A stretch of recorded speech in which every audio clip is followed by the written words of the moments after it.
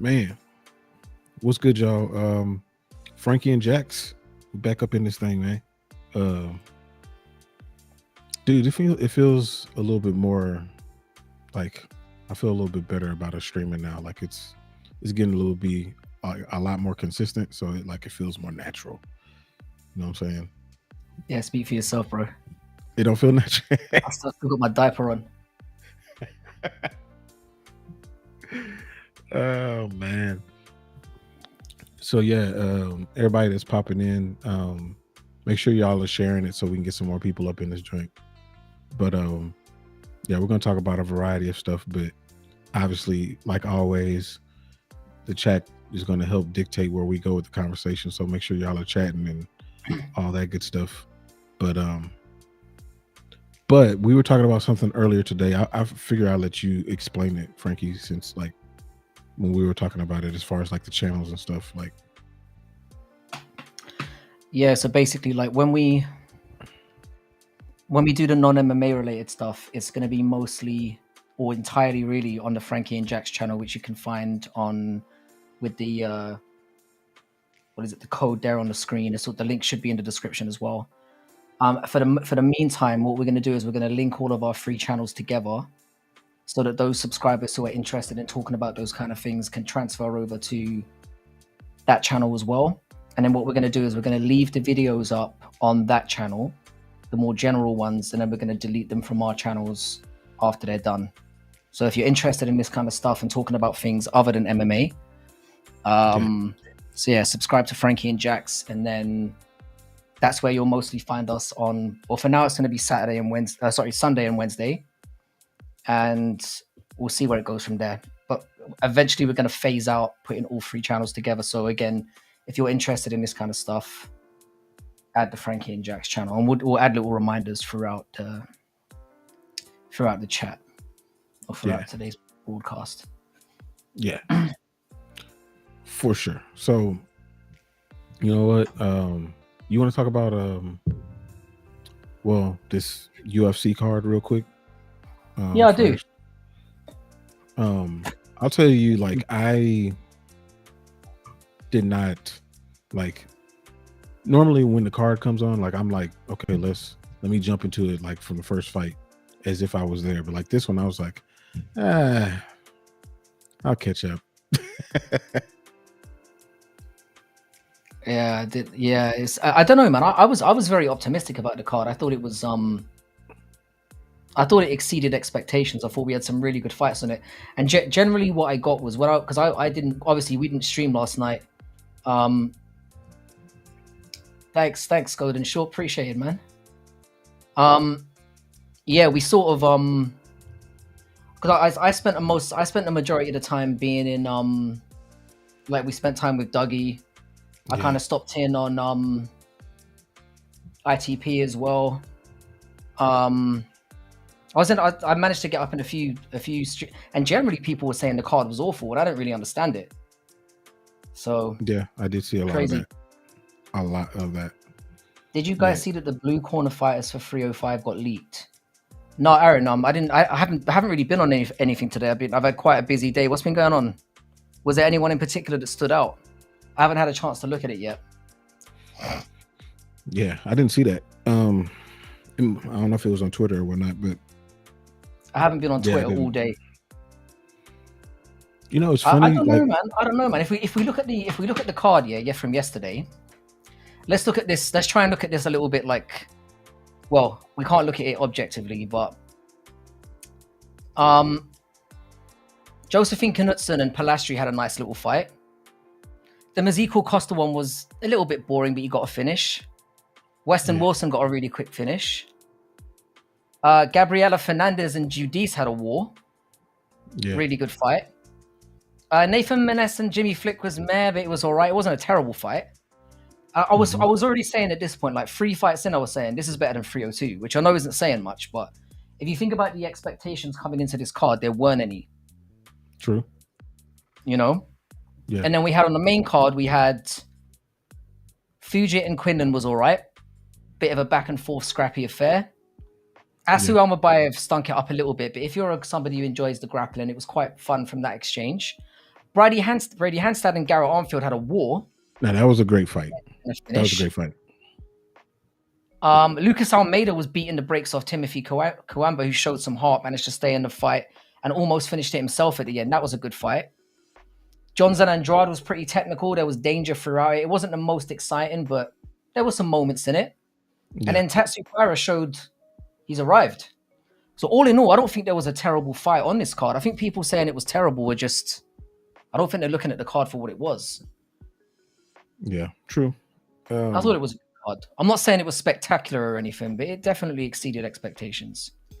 I will say that when I tuned in, I tuned in maybe about halfway through, just because I had low expectations, but you know what? When you have low expectations, they tend to get exceeded, and I thought it ended up pretty well.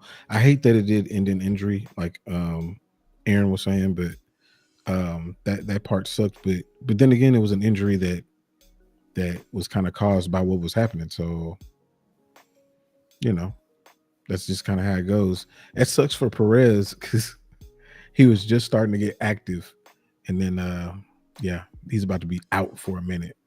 Yeah, I mean, at least it looked that way. But I will say though, the way that a lot of people shout on Tyra's performance here. I thought that the stand-up has greatly improved. I was saying this in Dougie's chat yesterday. I think his stand-up was terrible a couple of fights ago, and he's at least standing. He's at least competent in the stand-up now. But when he decides to grab a hold of you and take you down, his transitioning down there was amazing. And when he got the triangle in, it was kind of, when he was kind of leaning back and then popping. I've never really seen that in MMA before. No. So it's like, I was very impressed with the way he just decided, you know what? Yeah, I can go to this whenever I want to. And I know it was an injury and whatnot. He created that injury. The way he twisted him down. So it wasn't one of those ones. The thing is, I hate when, I think a lot of people go, when an injury ends a fight. How is it very different when somebody gets bonged out and dropped? He literally twisted his body and made his knee twist. He caused that injury. It wasn't like in the instance where somebody steps and then they fuck up their leg, like what happened with Aspinall against Blades, where the injury came not from somebody getting attacked. It was just an awkward step. The injury was caused by the opponent. So I don't know. It was a little bit anticlimactic. I'll give it that. Nice one, Tino. Appreciate the shout out, bro. Yeah, get over to Tino ABO the Tune if you're a football fan or not. Like, the content's just fun stuff as well.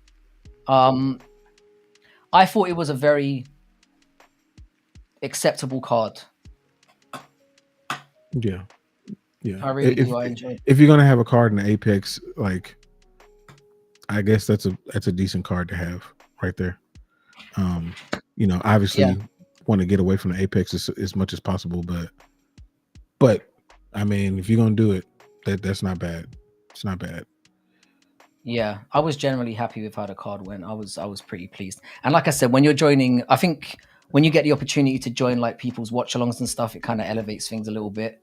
It does. Like I said, I was floating around a little bit yesterday, so it definitely elevates things when you've got people to talk to and get through it. Yeah, man. I went to, of course, like you mentioned, Dougie's. I was in musical MMAs for a little while. That motherfucker was cooking a duck. He was cooking a duck while we were in it. Like, that's a new one. You definitely get a little bit of random thrown in over there. He's crazy, man. But it was a good stream though. But yeah, it's always entertaining when you jump in these streams and you got people that are talking about it and they know what the hell they're talking about. So yeah, I thought I was getting gunned off for saying that the card was decent because everyone was saying it was shit. So I'm not even I can't even say that, the people who have the same opinion in here, I've got to say, like, I'm in the very, very, very, very slight minority. In fact, I might be the only person on the internet who's saying it was a good card, which I don't understand. Yeah, I didn't think it was bad. I didn't think it was bad at all. Oh, this is an interesting take, though. This is an interesting take. Check this out. Aaron said an interesting fight would be Tyra versus Mokaev. I think from what I've seen of it, Tyra would destroy him. Seems that way. Tyra would destroy him. Like, I think he would be like, Tyra's stand-up is not amazing, but he's way better on the feet than Mokaev. and I think the way he transitions on the ground, the strength that he's got, I think he's a level above Makayev, but I think he's kind of jumped ahead of Makayev now. I think he's. I mean, because he's what? He's probably going to be ranked number 4. What? Not number 4. Where was 5. Pires ranked? He's 5. 4 or 5th. That's what I'm saying. Yeah. He's probably going to be ranked 5th after this. He's 20. He's 20. What? 4? 23, 24 years old. 24. Yeah. He's going to be a champion one day. 100%. Yeah. It seems that 100%. way. It seems that He way. could be next. He could be next. He's a fresh face. I can tell you that. So they are inclined to throw him in there. I bet you they would rather put him in there than Makayev anyway. Oh, definitely. The weird thing is with Makayev, is he doesn't really have the Muslim fan base behind him because he talks about being British, and he doesn't really have the British fan base behind him because he doesn't big up being British. He's kind of weirdly in the middle where, like, do you know what I mean? Yeah. He doesn't have much of a he doesn't have much of a strong following either way. Maybe I'm misinterpreting the situation, but when you think of somebody like Tyra, who's got like such a massive fan base coming from Japan that's constantly growing, Mm-hmm. he could definitely be the guy. Imagine if they could get him to be champion at 24, 25 years old. It'd be massive. It would be huge. It would be huge. Yeah. No, I think that they should. Oh, Betty. Boy. Oh, he said if you're trying. Oh, wait. You're trying to get a spot.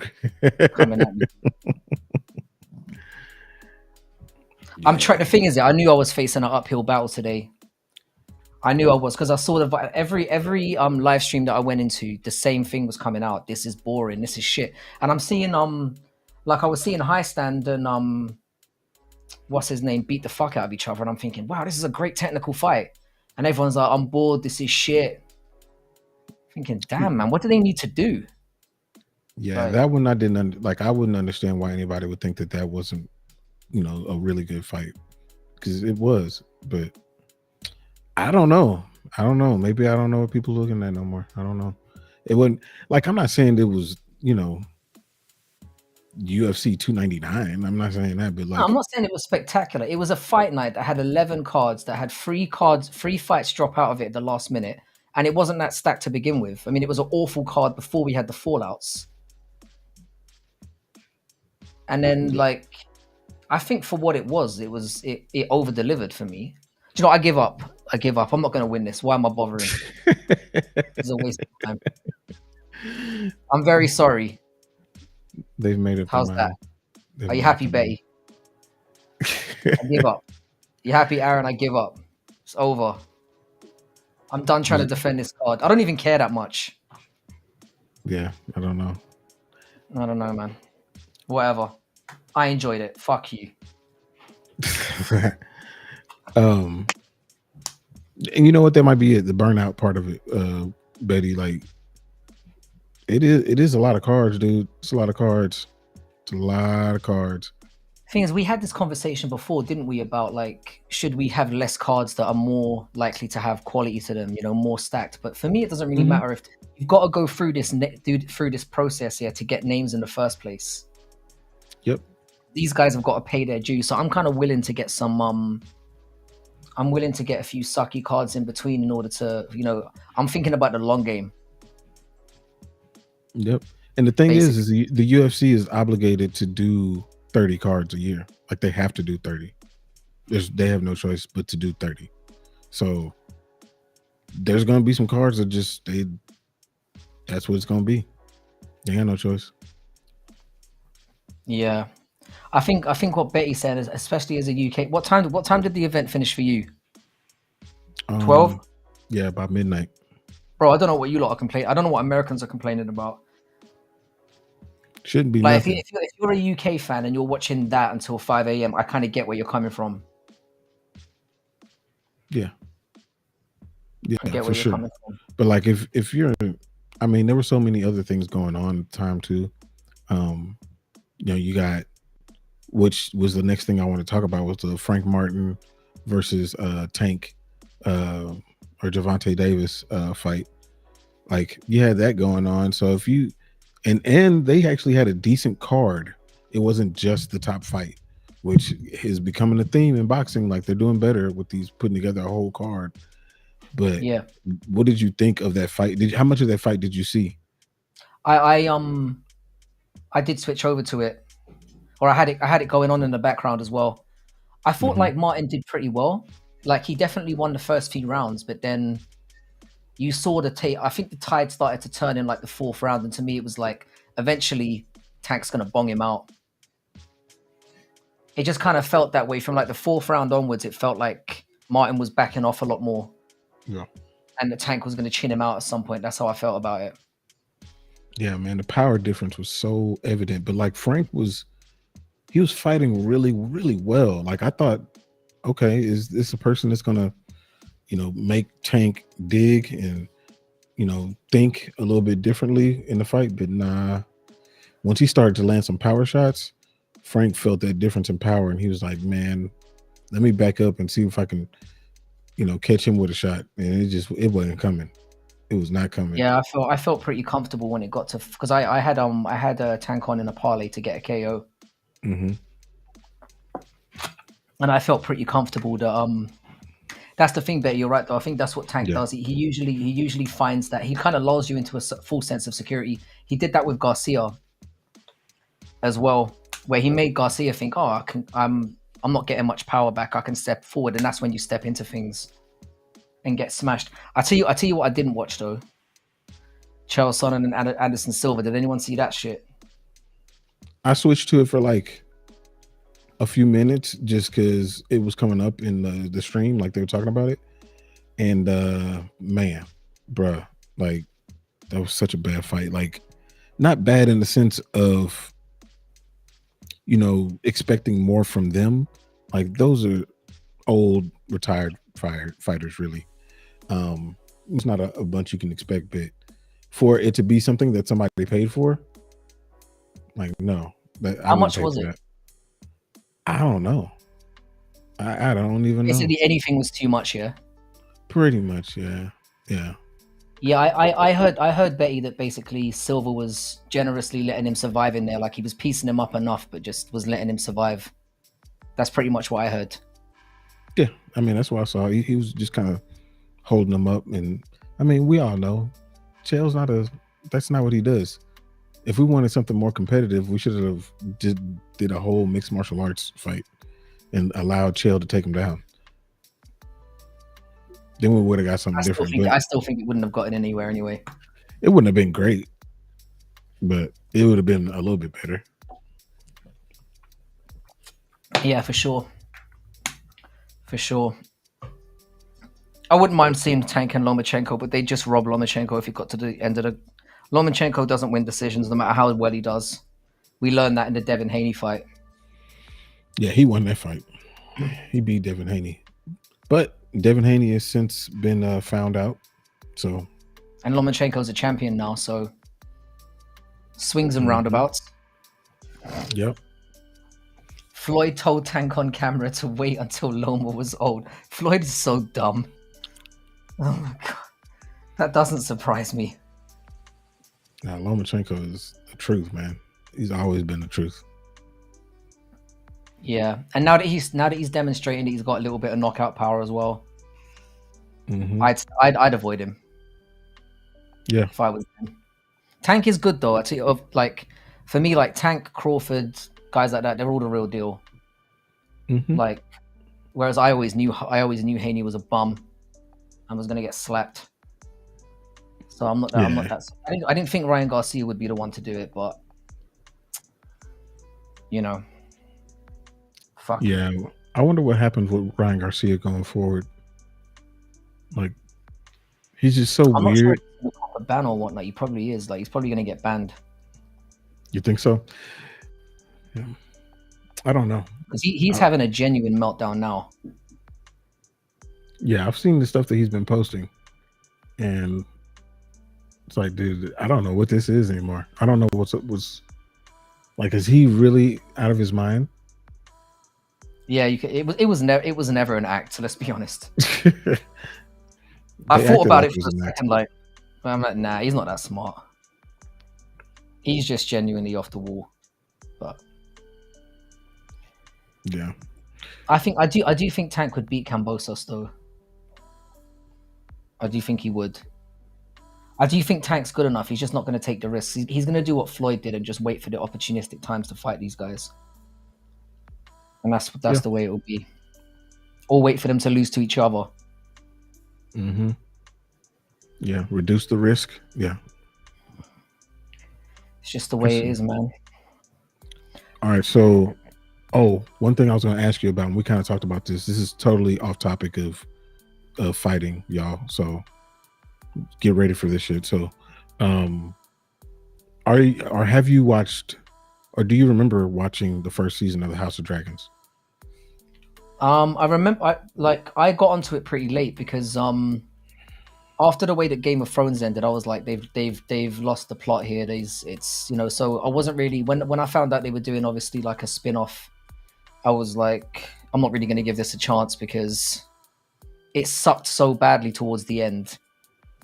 I'm like, nah, man, I'm just not in for this. But I did end up catching it like about a year ago, and I was really like, it way exceeded my expectations. Like the cast was incredible. It was great. I'm very much looking forward to season 2, and I know it's kicking off today, isn't it? Yeah. So I mean, I was the same way. Like when season, or whatever season it was it 5, 6? When it ended, Game of Thrones, like it was so anticlimactic because it's like with the whole time it was building up to, hey, somebody's got to kill this Night King dude, and then they kill him, but then we still got like 4 more episodes. Bro, see the way they handled the entire ending of that show was it's like they were just in a rush to get it over with. That's what it felt like.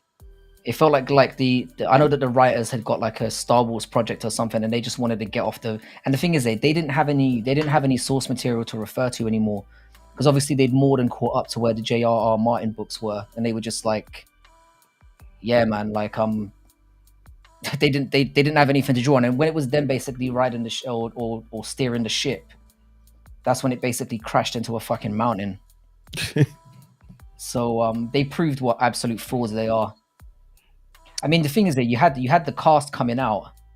You had the cast coming out before the season was even aired, saying, and they couldn't hide their contempt for the way that the whole thing went down. Like, it was very, very telling. Like, so. I mean, there were certain episodes that I liked. Like I liked when they initially fought like the walkers, when they were at when everybody came to Winterfell and they initially fought them. I like that particular episode, but they dragged everything so far out. It was so crazy. But I don't know. House of Dragons, like they are going off of source material, so that's one. That's how it makes it different. But two, like obviously it's a brand new cast, and I feel like they learned from a lot of that foolishness. Oh no, they did. I mean, the I can honestly say that if you haven't seen House of Dragons season 1, I'm willing to put my reputation on the line. I have no reputation. I'm willing to set my hopefully establish a reputation by saying it's definitely worth a watch. It certainly didn't disappoint me like I had no expectations going in, but the performances were solid. There was the thing is, for me, when I saw, because I'm obviously very and this is going to come to light obviously very quickly, this won't surprise people, I'm very against like the woke agenda getting overly rammed down our throats. And I was worried during the whole vignettes that it was gonna be very like centered on that shit. Like it was gonna be, oh, we're gonna have these powerful women that are just, unstoppable Mary Sues, and we were gonna get, that was gonna be and it's not like that at all. Yeah. Like you get strong female characters, don't get me wrong, but it's not like ridiculous. Like you don't see women fucking up 9 Brock Lesnar's. You know what I mean? It's not that kind of show. Dang, Betty. He said, "Who sends their entire cavalry into the darkness?" Nobody does. This shit was stupid. But I'm just talking about how it looked. It looked really cool Oh yeah, with the all the thing is that lights you going couldn't. out. Not only do you not send your cavalry into the but like you couldn't see what the fuck was going on. No, it was so dark. It was when we rewatched it, and like literally like CJ's like, is there something wrong with the TV? Like turn it up. Yeah, Like I turn said the up. same thing. I was like, dude, no, we can't see it. It's like, We do I can't need to see pay for this shit? it. My illegal stream is not really working right now. I was like, dude, no, that's what they wanted. They wanted it to be dark like that. But It sucked. House of Dragons But is a lot different, I would say. no, it's definitely. I would say it's definitely worth watching.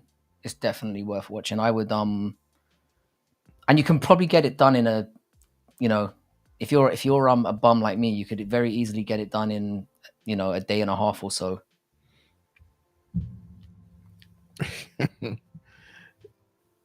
Anybody listening to Melisandre was just a bad idea.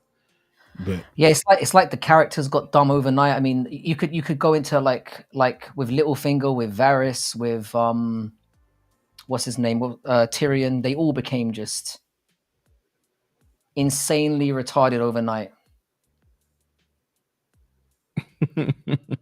Like I could go on about how much it literally feels like you're watching two completely different shows. it does. It really does. But It don't let really it put does. you off House of the Dragon, because House of the Dragon is good. It's Yeah. better than good, to be honest. Yeah. I would definitely give it a shot. Absolutely. I'm in for the premiere. So whenever we get off Mind of you, we'll here, rec- that's we'll, when re- I'm we'll going. recommend it now, and then season 2 will be utter bullshit, and then everyone's going to call us all stupid. So Hey, I didn't let's. write it. We're just recommending Season based one on is what I think will happen. season one is good. I can say that comfortably, but I'm advocating for anything that might be going forward, because we don't know. But they've definitely set it up well. Yeah, absolutely. Do you know? Yeah, I'm very curious to see what people. Do you know? First of all, we are obviously going to talk about the greatest stand up comedians of all time today. But before we kind of get into it, like I do want to. There were obviously a lot of people who weren't here from when we did the initial. So we have covered some comedians already, which we're going to display in a minute. So before we get into the new ones that we're going to look at, I thought what we could do is maybe at some point we can put up the one we did last. Oh, by the way, this is a reminder.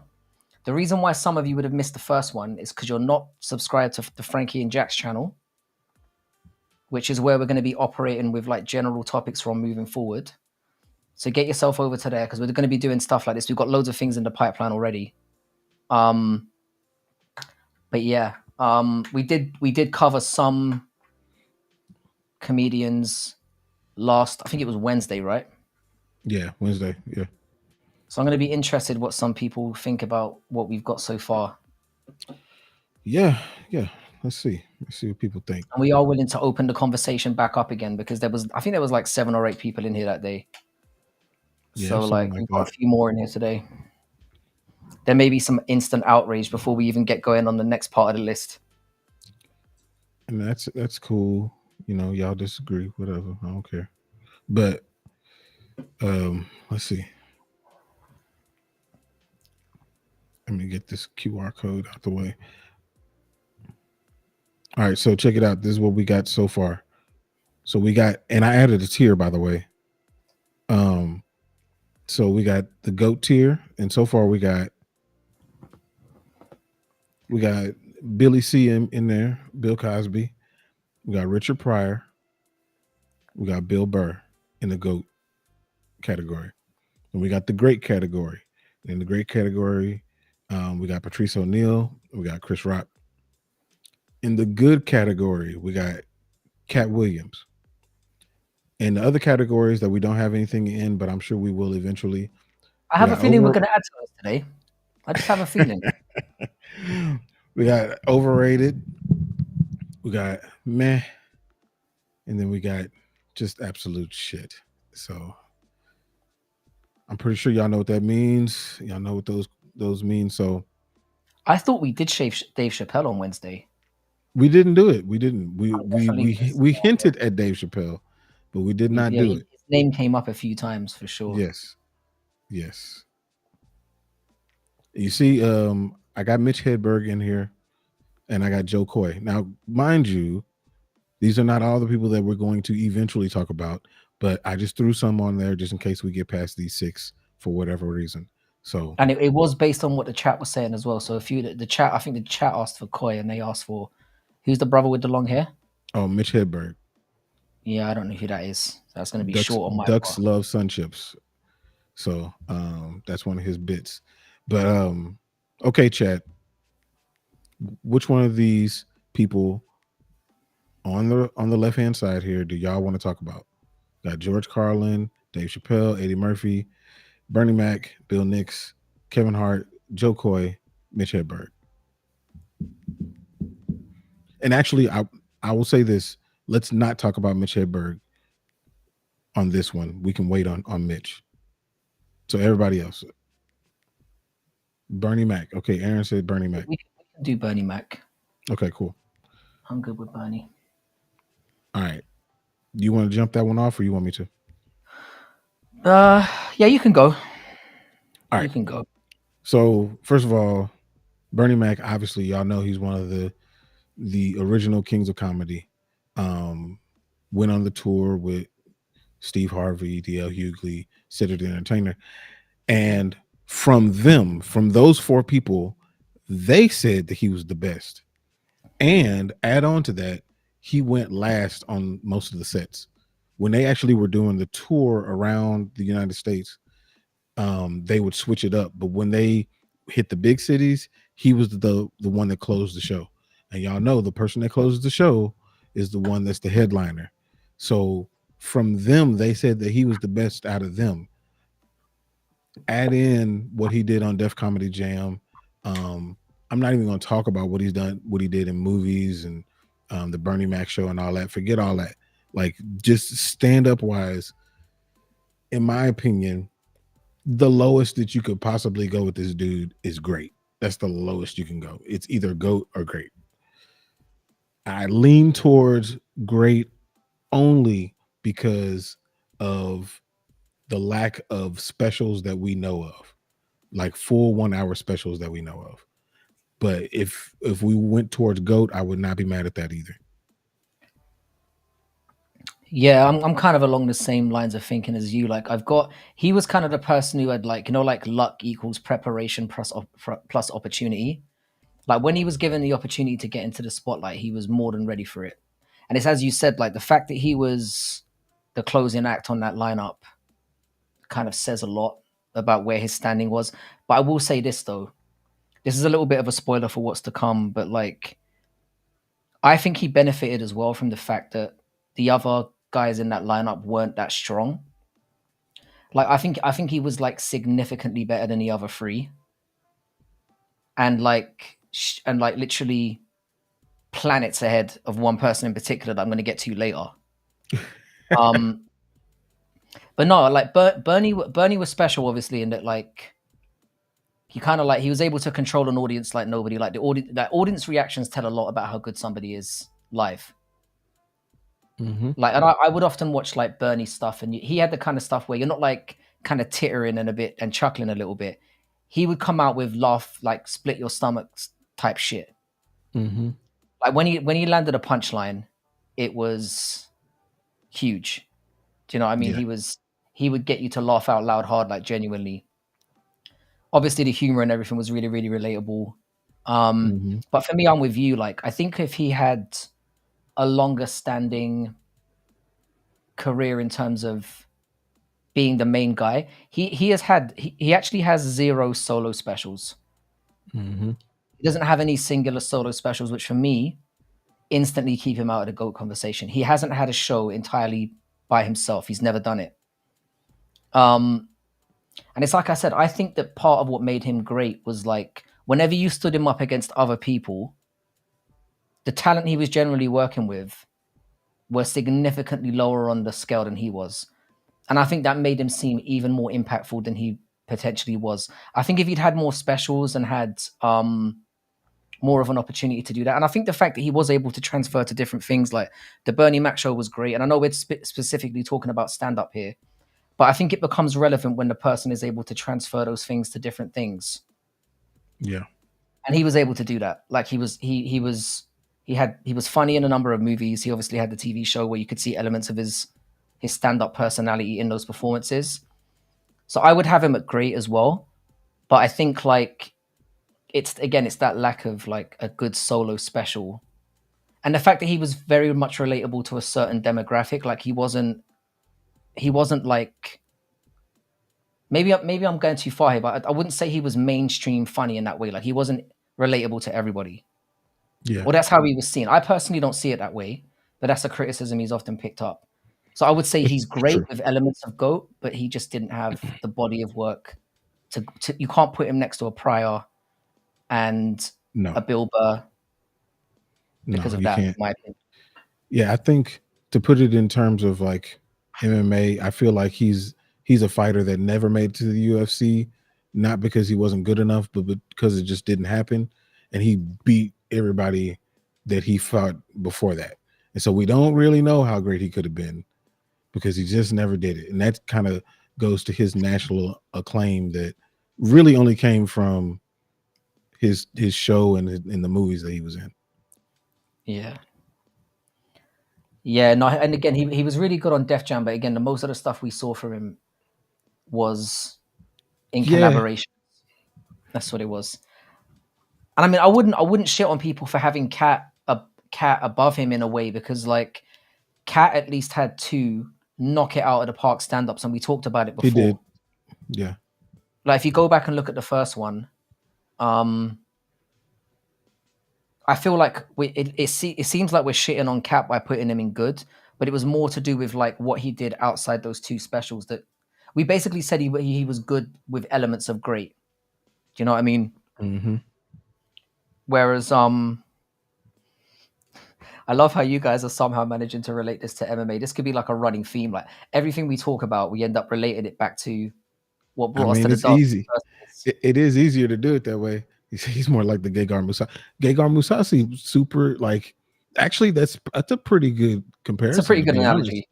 Because what Gegard was, what was he, a champion? Dream, Strike Force, Bellator, like, yeah, that's a that is a really good comparison. Like he was kind of like the big fish in a small pond.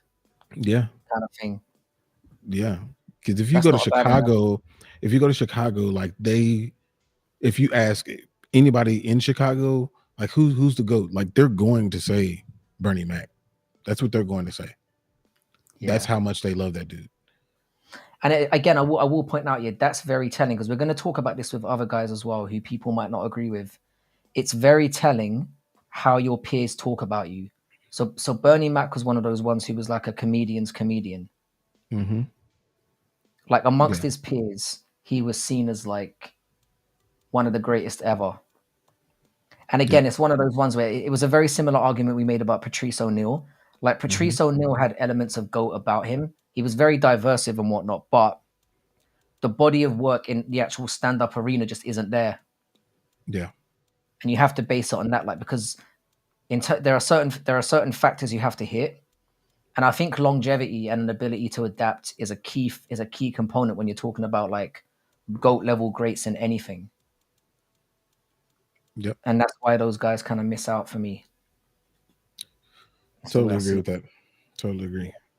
All right, so Betty mentioned George Carlin, so he said that there's racial discrimination. So I want to make sure we get to George Carlin. It's a racially discriminate industry, to be fair.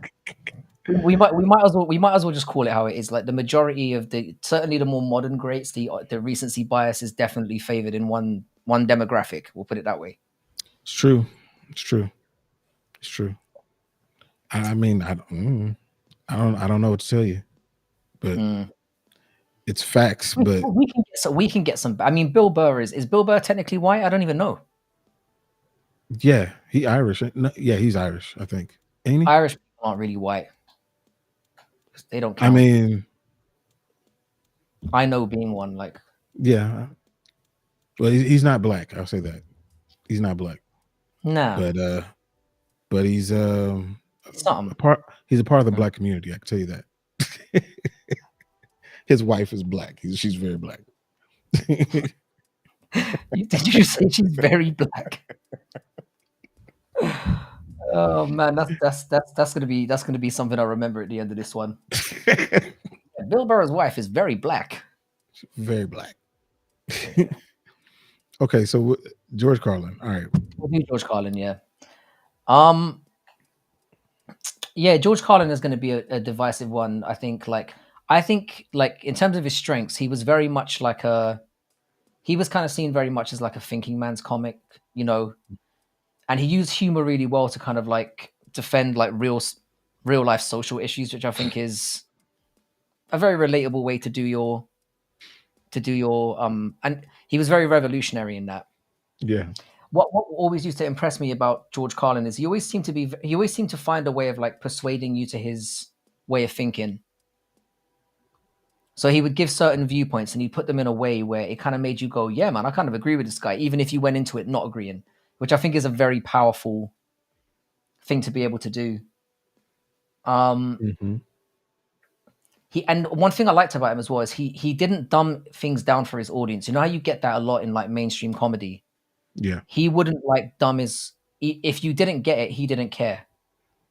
Yeah, it's true. He was very much like he wanted the audience to think about what he was saying. And he wouldn't often be very direct. And he was somebody who was great like observationally. The one thing I would say on the negative side is like sometimes his delivery was sometimes a little bit rapid and it was kind of hard to keep up with. Yeah. And due to the kind of intellectual nature of his comedy, sometimes it was very hit and miss. Like some of his bits were either they'd slap or they'd be very much like, what's this guy talking about? It was very much like that kind. It was very nuanced humor. Mm-hmm. And sometimes he would focus a lot more on trying to make, and certainly later on in his career, he kind of focused more on the social commentary aspect of it than the humor. It felt like he was going in there to kind of make a point about to put a mirror up to society more than to make people laugh, and that's not to everyone's taste. Yeah. But I think for what he did in terms of being a pioneer, for me, I'd have him somewhere along the. Again, I'd have him somewhere between great and GOAT. I'd probably have him probably at great. Great. Another one with great with elements of GOAT for me. But Yeah. I agree with a lot of what you said. Like he was so clever. Like he was like he kind of reminded me, and it is because he's white. I'll say this straight up. Like it is because he's white. He's like the Eminem of comedy. Like because I would have had Bill Burr as the Eminem of comedy. To be fair, well, but I see what I'm you're saying. okay. I'll say the Larry Bird of comedy. How about that? Where it's No, fine. like I'll take that. I'll take he that. um in an era that was like super dominated by a certain type of comedian, like he was still able to thrive and was respected by those same comedians, that type of thing. He was unbelievably gifted with like his wit and his intelligence, and like you said, he didn't change for anybody. Like he just was who he was going to be, and like his ability to do like the bit that he did with the 7 words you can't say on TV, like that was such such genius writing. Like it was amazing. And I think for me, that's another person that the lowest you can put him is great. Like I can't put him at good. Like the lowest I can put him is at great. And I don't know. Like for me, if I were like weighing it, like I actually weigh him a little bit closer to GOAT level. For me, I actually lean that way. I think he was that good. So And why don't we throw up a poll then while we're at it to the chat and see like if we can determine between whether maybe we could have 3 sections where we can say great, GOAT. Because I don't know. I mean, some people might say he's just good. I don't know. He's very much a very like I don't know. He's divisive in that way. I guess he's not for everyone. yeah, true. That's the thing about comedy. It is very much like it's a subjective thing. That's the disclaimer we maybe should, because we said that at the beginning of the first one.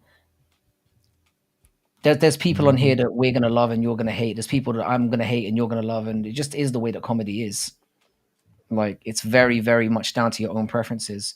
But we're kind of trying to look at it under the sphere of like influence, longevity. Those should be key factors when determining, I guess. So maybe we can see what the chat thinks about that.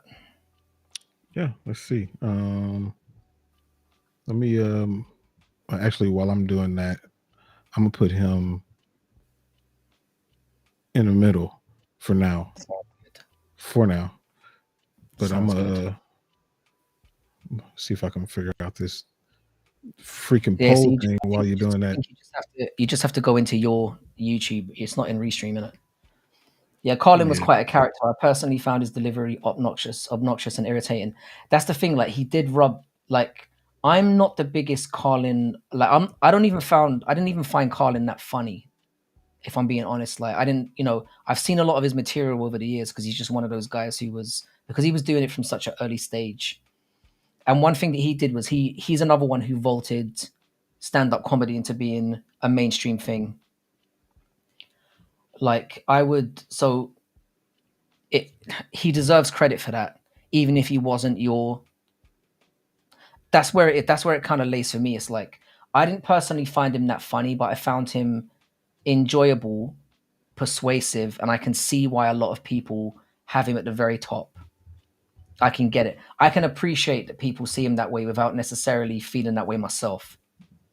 And that also says a lot as well. Because often with comedians that you don't like, and there are going to be comedians on this list that come up, where people are going to say they like them, and I'm like, nah, they're fucking terrible. Yeah, so it's gonna happen. We're doing the easy stuff right now. We're doing the easy stuff. Yeah, we have to start getting into we're going to start getting into the more controversial ones, I think, or the more polarizing ones, should I say? But no, in terms of him, I would definitely say he's. You can see the mixture in the chat here. Betty's like, he was a bit kind of. Sometimes he was a bit condescending, is a way that I would put it, and that comes across from like not dumbing stuff down. Yeah, like I think that condescending thing, like that's what made him, like, his ability to be condescending, but really kind of explain his point, like where he was coming from, and still be funny at the same time. He was obnoxious if you don't like that type of person, though. I can see that. I can see that. But if you're open to, like, okay, let me hear what this idiot has to say, and then he says something, you're like, damn, you do kind of got a point, and that shit was funny. It's that persuasive element. Like, he made you think the way that he was thinking, even if it's like I said, he was very persuasive. Yeah, and I like that. Yeah. So yeah, I threw the poll up. We'll see what they say, man. But yeah, I got him. I lean towards GOAT. For him. But Carlin's life story was quite interesting. There's a podcast I listened to that did a great job of telling his story. I wouldn't mind taking a look at that. Yeah, what's that podcast, man? I'm very interested in that. People see the poll. Is it up? Yeah, it should be up. Yeah, we got some got a couple of votes in there yet. So yeah, it's up. Sweet. Yeah. All right. So while that's cooking, let's move on to another one. Let's talk about or actually, what do y'all want to talk about? Time Suck podcast of Dan Cummins. I'll check that out. I've heard of Dan Cummins.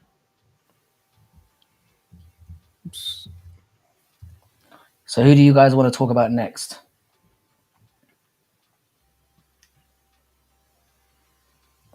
Let's see. Oh yeah, Dan Cummins. He was on Smart List before. Yeah, heard of that dude.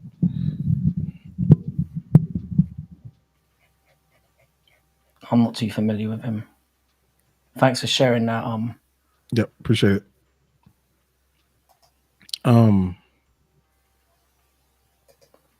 Oh, the poll is over in it's in the Frankie and Jax one. I see. Okay. Yep.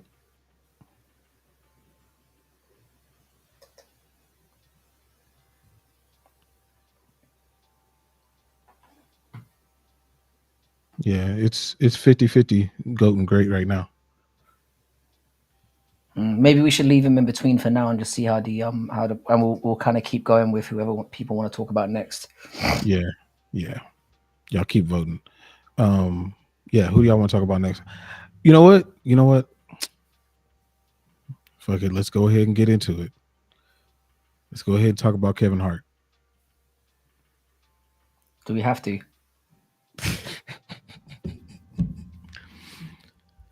Yeah, yeah. He's here. His face is there. Yeah, Clinton, we're definitely gonna get onto Dave. We'll do Dave right after we do Kevin. We'll do Kevin Hart and then we'll do Dave. Yeah, Kevin yeah, Hart. yeah. I'm gonna keep this one brief. Um,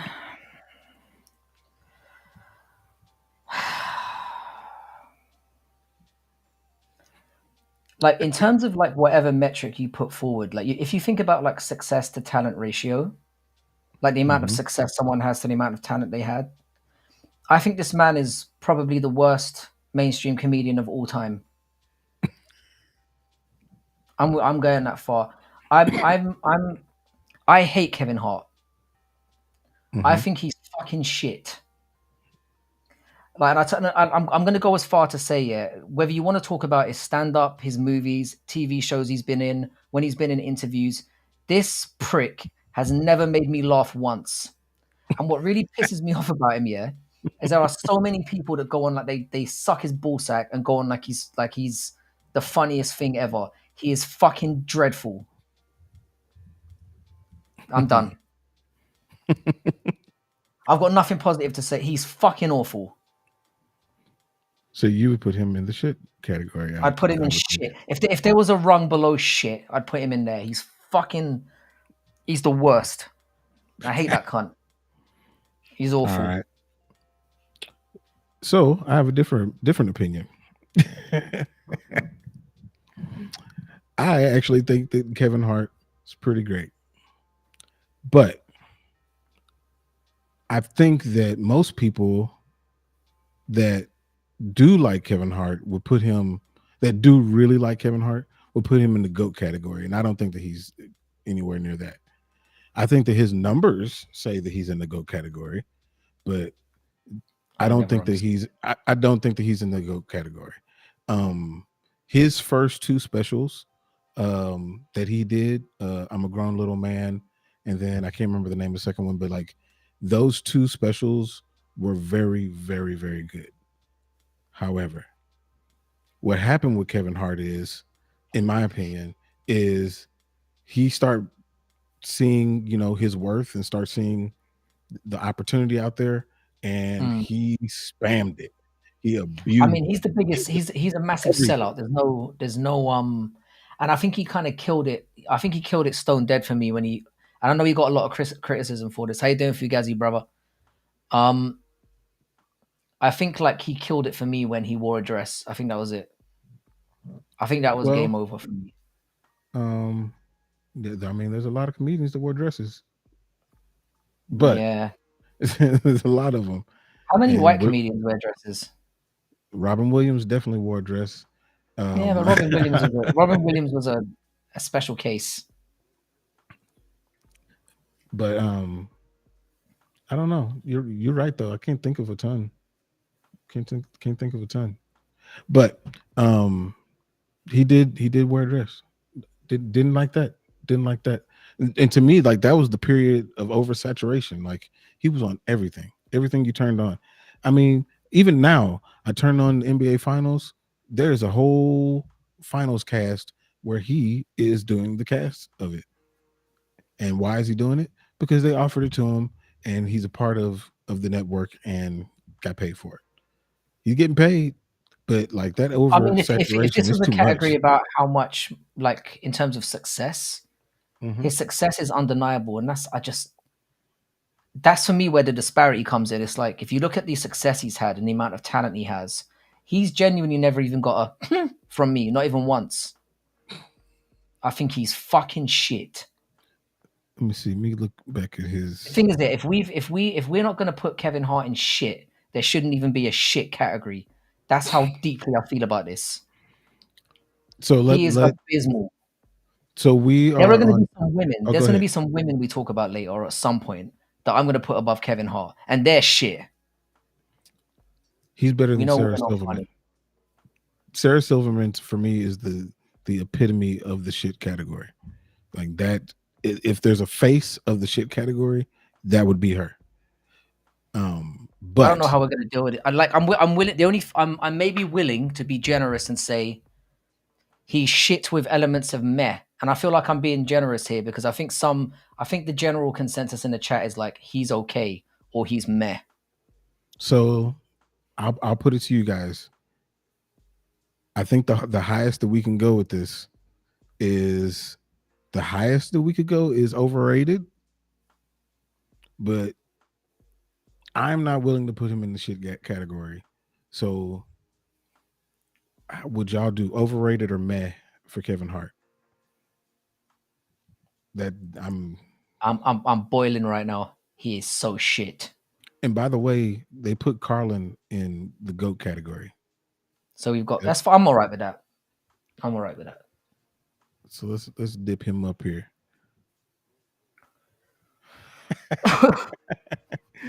You really hate Kevin Hart. I genuinely do. I genuinely do. Yeah, I'm You know gonna what? Fugazi. By the way, Fugazi's starting out in his MMA journey as well. So if you want to be part of a new up and coming channel that's very entertaining, jump on Fugazi MMA. I'm gonna hit you up on Twitter as well, bro. Thanks for We'll definitely do some stuff.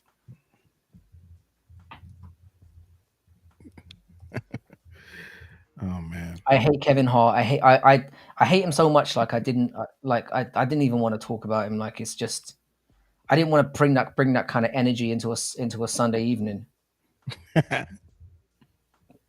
He's awful. Oh man. I wonder if I'm gonna have somebody that I feel like that. I mean, only ones are probably Sarah Silverman, and there's one other person that I feel like their stand up is absolute garbage. But um, we'll get to them. Yeah. So okay, I threw up a I'm poll. Where does Kevin Hart belong? Overrated or meh? See how that goes. I don't have high hopes. Appreciate you, Western. Um, all right. So that one was easy to talk about. Let me put him down here. It was painful for me. I think he's awful. Yeah. All right. So, um, who We said was we'd it? do Dave. We said we'd do Dave next, I Oh, that's guess. right. Which Yeah. Clinton mentioned Dave. So let's talk about Dave. yeah, this is easy for me, but like kind of in the opposite direction. Yeah, you've got to have him a goat, really. You've got to. Um, the storytelling ability, the relatability, um, like even like his sketch shows managed to, and you know that sketch shows are like generally they're shit. Like he managed to make sketch shows funny and iconic, which for me is like that's goat level shit by itself. And the reason why I bring up the sketch shows is because obviously a lot of his stand up stuff was part of that as well. It was very much part of what made the Chappelle Show great, because it was obviously spliced in between. He's somebody that obviously stands up against the machine as well, and he's brazen in the face of cancel culture. So he's managed to reinvent himself moving forward. He's got incredible longevity, incredible perfect timing. Um, his movies suck. I do need to give that a mention. Like whenever he's appeared in a movie, they've been or been behind a movie, they've been shit. And he is getting a little bit egotistical these days. And sometimes the stereotyping stuff he does can be like it gets criticized. I personally don't have an issue with it because I think I'm the kind of person where I think nothing should be off bounds in comedy, and I think he does it in a like he does it in a kind of again a way that doesn't really cross the line for me. Mm-hmm.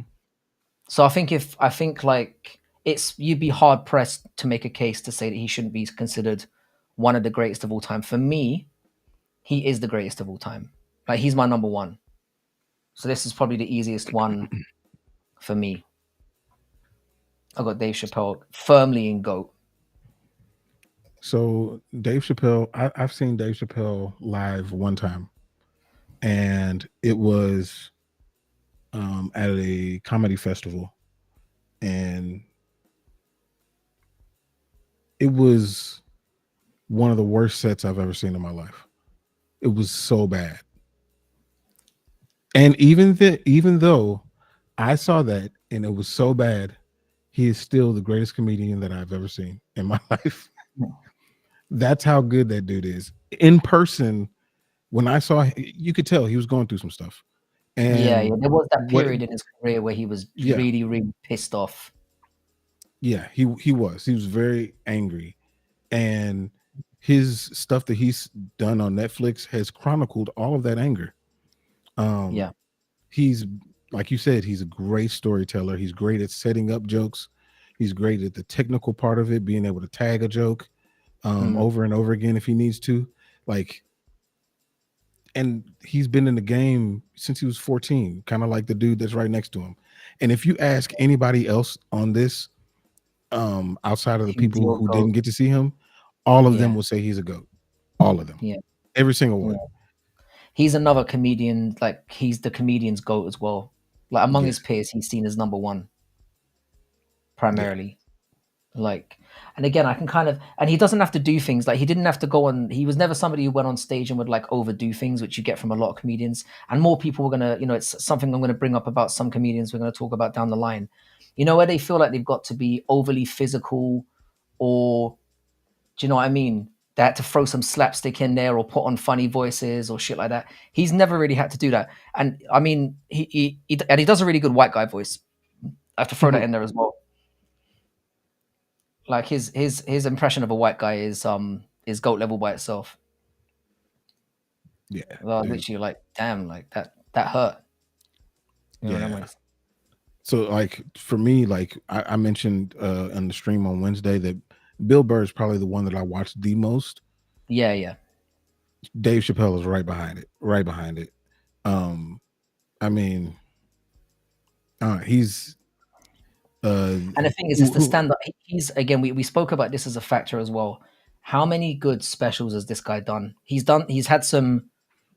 His worst specials are still great, yeah, and yeah, he's probably got 3 4 specials that are just funny from beginning to end, like seamless. And it's what you said, like there are certain guys that are just at that point because they put the graft in. They just, they've gone through that stage, where you have to go through years and years of getting up there and bombing and just like hmm, refining your act. He's one of those guys that went through that process and it shows yeah, because his yeah, act is like tight. It's tight. Like he could literally do an hour no problem and just light it up from minute one to minute end. hmm, Like, and he just has memorable bits that kind of like stick out, yeah. you know. And So again, it's the longevity. It's the longevity. The one thing I would say that's a really unfortunate thing is like obviously the way that things went down for him in the industry. When he got he had that issue with Comedy Central, and then we mhm, didn't see him for like a decade. That's one thing that kind of was disappointing about his career, and the fact that he kind of felt forced and jaded to take a hiatus. yeah, but I think it kind of went. I think it worked out for him in the sense that Yeah. he was able to kind of reassess his life. The thing about comedy is if you're not living, you can't get good material. If you're Mm. just On the road just all the time and doing that. Yeah. you're not gonna get good material. You have to live. It's just like music. Like if you're not living, how are you gonna write good stuff? Yeah. So he had to go and live, and he was able to come back with amazing material, amazing stuff. And he grew up and grew into his comedy. That's what a lot of comedians are very good at certain periods of their life, and then when they transition to another period, they aren't able to evolve. And he was able to evolve, and he's just getting funnier. And that's Yeah. kind of part of what happens with these god tier, these goat tier level people. Like they are evolving, or they Mm. evolved as they got older, and so did their comedy. Um, Western or no, not Western, but Betty asked what a great Chappelle joke is. There's so many, but One that kind of sticks out to me, and it's not like it was just the funniest joke that he ever told. It was just how hard it was, and he set the level of difficulty when he set up the joke. It was in one of his specials. He gave the punchline before he said the joke. So he said, "Okay, Kicker in the y'all, pussy, was it? yeah, mm-hmm, yeah," and he said, I'm gonna give y'all the punchline," and then he did the joke. Like, And then worked backwards. yes, like, come on now, like that's tough. That's really tough. So I think killing them softly in general. I mean, that's the one that was probably my favorite of his like specials of all time. I think that kills it from beginning to end. But yeah, I've viewed that like again. This is very hard to do in comedy, but usually when I've seen a special once, I may get a belly laugh from certain people, and I'm like, yeah, this. And we're going to talk about that again with some people later on down the line. I can go back and watch his specials a year down the line and laugh the same way again. yeah, Like it just hmm, he's special in that way. Bill Burr has the same effect on me. absolutely, Like where it's just you can watch them over and over and still enjoy them like you're watching them for the first time. hmm, So yeah, yeah, for me, he's got to be GOAT. I think it's undeniable. I think like he's like I said, for me, he's number one. When you consider, like I'll be honest, I can be direct and say this here. I said this in the last stream. Like I have Bill Burr as my number two, but again, it's very much like I would say I probably watch Bill Burr more. Funnily enough, I'm like you in that regard. Like I just think Bill Burr is somebody that I could just keep going back to. yeah, yeah. It's like that. He is definitely he's my number one as well. Um, my number two is different, but it's not far off from Bill Burr. I wouldn't say like Bill Burr's like right there in that same level of comedian for sure. Yeah, I'm happy. I think you can't have him anywhere other than GOAT. All right, let's talk about one more, and then we can talk about some other stuff. But I want to talk about Eddie Murphy. Cool. I can run with Eddie Murphy. Okay. We do have others to throw in later on down the lineup. We are going to talk about people like Louis C.K. and Yep. people like that. So they are going to get a mention. We're even going to talk about Seinfeld as much as I don't really want to. We are going to Um, talk about Seinfeld. there's going to be people everyone's going to get. And by the way, if there are some people that you want to see spoken about on the next one, I don't know if we're going to do the stand up one and the next on the Wednesday one. We're probably because we've got an idea that we want to do based on the streams we've been doing this week. Which I'm not going to talk about too much yet, but we are going to.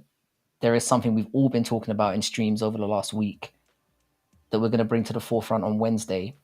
But if there's a comedian that you want to bring up and have ranked and have a say in where they should be ranked, Yeah. throw them in the chat and we will definitely put them on the list. And also a reminder that eventually, over the next few months, we're going to be phasing out showing this stuff on our channels, and it's going to be exclusively on the Frankie and Jax channel. So if you can subscribe to that one, it's only been up for like a week or so. But yeah, eventually we'll just be doing the general stuff over there. So just a quick reminder about that. All right. So Eddie, do you want to go first? Um, I can. So Eddie Murphy, like to me, like I mean, dating myself, like I mean, Eddie Murphy was like the comedian that I saw growing up. Like that was the guy. Like when I the first special that I saw, comedy special that I saw actually was Sinbad. But then after that, it was Delirious. And I went to school quoting all that stuff. Like that was Mm, just the guy for me. And I've always been pretty reverent to Eddie Murphy and everything that he's done. Even like the shitty movies that he's done, and there's a lot of those. mm, I was like, it's because of this or it's because of that. Very much an apologist, almost John Jones level. Like I'm like, maybe this is what was going on. I don't know. What are picograms? I don't know. But with Eddie Murphy, his his two specials are so explosive and so big. And he did it when he was so young, very much like John Jones getting the belt when he was young, Mike Tyson getting the belt when he was young.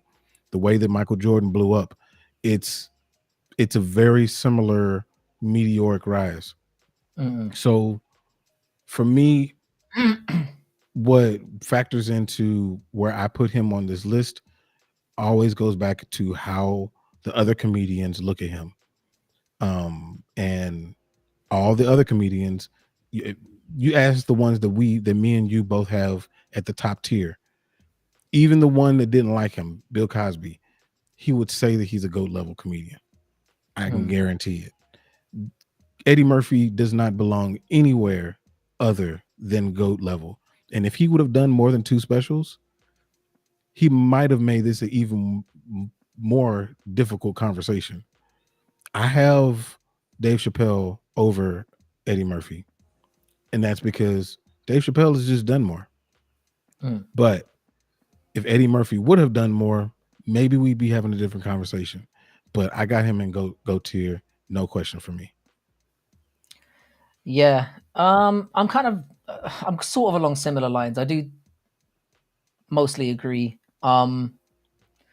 Obviously, like, I mean, you mentioned he had some really stinky movies, and he did. He had some iconically good movies as well, or some movies that at least were, Mhm.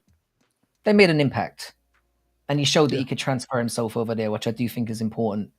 He was obviously a really emotive performer, very confident as well on stage. The way he commanded the stage at such a young age was incredible.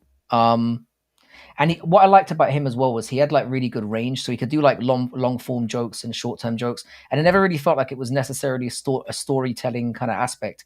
It felt like he was just getting up there and just talking.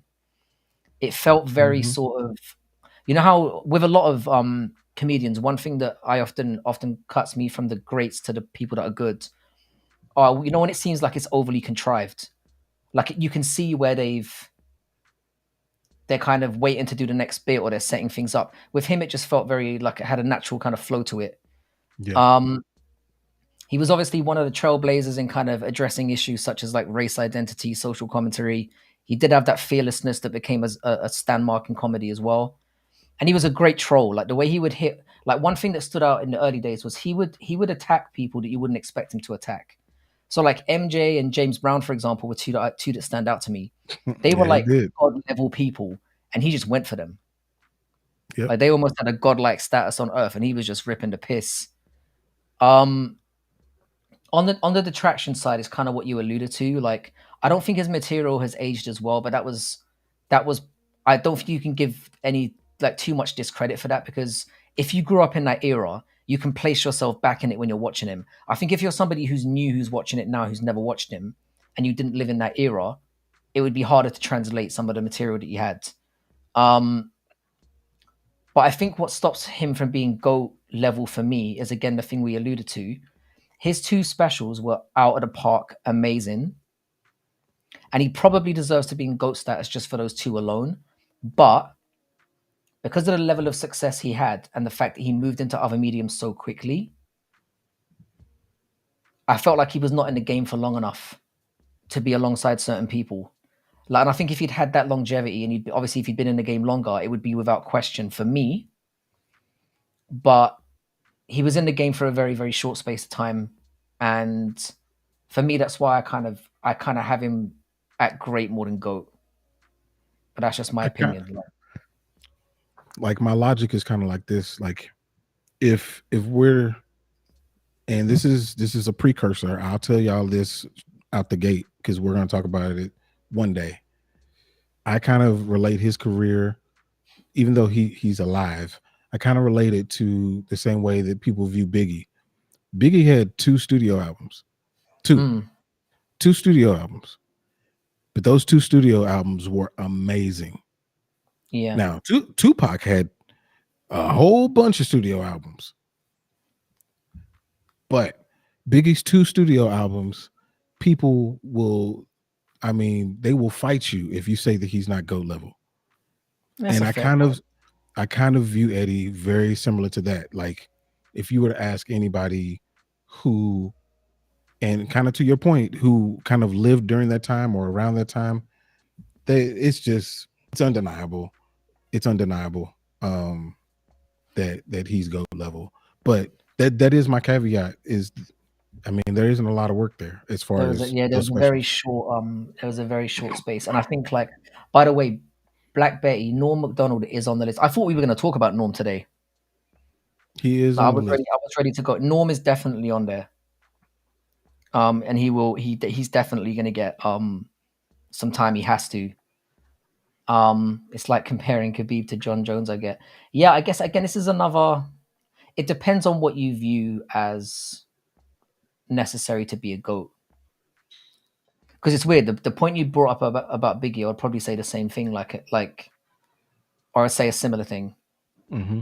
I do think he's a GOAT level guy, but again, like I need to see for me to the GOAT thing is such a difficult thing to quantify, but like for me, longevity and having a long like a great series of work to go to is highly important for that. And the reason why I didn't bring it up as much with Pryor is because like he was literally the like you can see where his influence has continued. Like so even though he wasn't in the game for as long as he could have been, and he didn't have the amount of specials he could have had, you can still Yeah, see where he influenced Eddie Murphy, and like there are certain comedians that still carry that prior way of going about things.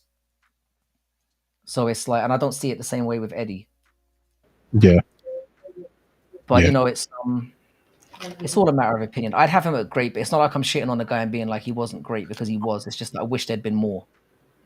Is more for me Definitely, definitely. with And Eddie. like Betty bringing up Habib, like it kind of goes in line with what you were saying. I wish there was more. Yeah. I definitely wish there was more. But I mean, even in Habib, like you know, he's in consideration for that GOAT tier when it comes to. But you got to put other people on it. It can't No, just it's not. be him. By the way, it's not just American comedians. I do it because we are Yeah. going to talk about Ricky Gervais and people like that as well. We've got some people Yep. coming up. I had These a are just good, obvious ones. yeah. It's one of those. It's one of those ones there. When we got into thinking about doing stand up, it was like you just realize how extensive it is. There's like so much to There are so many guys, and it will be something we go back to. Bernard Manning, fucking up that guy. I don't mind talking about Bernard Manning at some point. So where do you want to put? Where are you thinking of putting them? You know where my vote is. I mean, I don't mind putting him in GOAT under the recognition that I would have him below. I mean, we had the same issue when we talked about Cosby. Like Cosby was never my guy, but I can recognize why people see him in GOAT as GOAT status. I have a good one for you guys. Yo, we'll catch up with you soon, bro. Um, I don't mind having him in GOAT, Yeah. but it's like because like I said, he was influential, and he does have two GOAT specials. There's no denying that. Yeah. Like for me, he's more like great with like could have been the GOAT with more material, but I don't mind. I'm not salty at having him in GOAT. I feel like we've been so nice though. Like, you know, we've obviously tackled the main ones, and it's like if you look at this list, it's like, wow, these are nice guys that think all these guys are talented and great. And it's like we all have I think I'm mostly just like I wanted to see Kevin Hart in the toilet. Really where my head's still at. Well, The hatred I They have put for him that in guy meh. is They put him in meh. So yeah, I'll so let you put Murphy. Yeah, that's what I'm saying. I was gonna say I'll let you put Murphy in GOAT if you let me put Kevin Hart in meh, which I fair still enough. feel is being generous It's a because good he is trade. fucking awful. It's a good trade. It's a good trade. Trade off. Man, boy, he would be so upset. Okay. All right. So next time, I mean, we got these three, but we'll throw Norm McDonald on here. Yeah, we are gonna throw And Norm. We talked about. Let me just think about some of the others we were gonna throw in there as well. Red Fox was one we talked about as well. oh yeah, Louis yeah. C.K., Ricky Gervais, Martin Lawrence, um, Cedric the Entertainer. We're going to talk about Steve Harvey, which I'm not overly excited about, or maybe I am very excited about that. I don't know. Depends on what way you want to go with. DL Huey, Eddie Griffin. We are very American heavy, but like we are gonna. I mean, we can get into guys like Jimmy Carr and people like that if you want to. We can. I don't mind talking about Jimmy Carr. So yeah, next time let's bring up Norm. We'll talk about Louis C.K.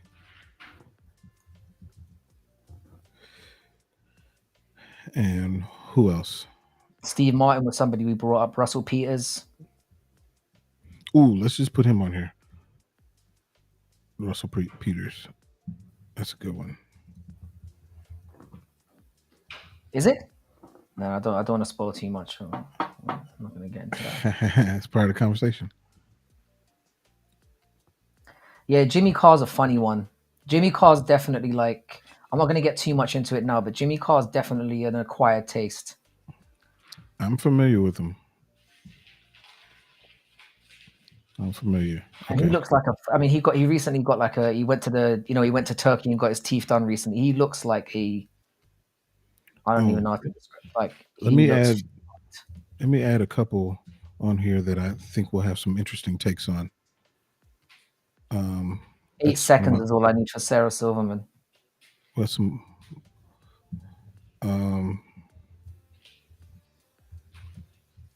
I'd like to hear your thoughts about Bill Hicks and Sam Kennison. Oh, we were definitely going to talk about those. I've got like Bill Hicks is definitely going to get he's definitely going to get some time, and we will do Sam Kennison as well. Yes, he looks like a Thunderbird's puppet. That's what it is. That's what it is. I couldn't quite put my finger on it. That's why I need Betty around. Like it's. Yeah, oh my god, I hate when people do. You know when they go and they get the Botox, and he's clearly had some Botox done as well. The Botox and the overly cartoonish teeth. Oh, you talking about Jimmy Carr? Yeah, he looks awful. I haven't seen him. Nah, he looks awful. I'm gonna add these on for next time. But okay, cool. Yeah, that's good stuff. So we got a good little tier going on here. Yeah, it's dope. It's a work in progress. Yeah, and also as well, at that. Yeah, sorry, go ahead. No, I was just gonna say, make sure that y'all are subscribing, adding people, all that good stuff to it. I appreciate Western Betty, Aaron. Y'all always do everything in these chats, man. We sure appreciate y'all, man, for sure. And shout out to Aaron as well. Aaron's been a solid addition to the team as well. Yeah. We can talk a little bit of MMA in the interim. Was there anything in particular that you wanted to bring up? I want to know more about this 305 stuff. Just while we're doing a break in between this and the next segment, like, what do you reckon? What have you found out? Is that Appreciate it, Aaron. Yeah. Yeah, I am curious what you found out from 305. For nice sure. One. I don't even have the link to our own channel. It's proper terrible, man. Well, if you scan the QR code right there, I'm sure you can get it. But dude, man, I don't even know I don't even think I'm subscribed to it myself. I need to practice what I preach, man. Jump on there. It's bad. It's a bad look. Yeah, y'all subscribe to the Twitter too, or follow the Twitter, whatever you call it. Yeah. So what do we know about the 305 situation so far? He said the blue corner got leaked. Has JDM on it, who said that he won't be able to fight on it. Yeah, maybe it's it just hasn't been updated. But they've made faux pas like this in the past, where they've genuinely just like spilled the beans on everything. Sometimes I think they do it on purpose just to get people talking. Frankie, you're gonna sit on one ass cheek for the. I'm actually sitting on a dildo. That's why I'm really uncomfortable.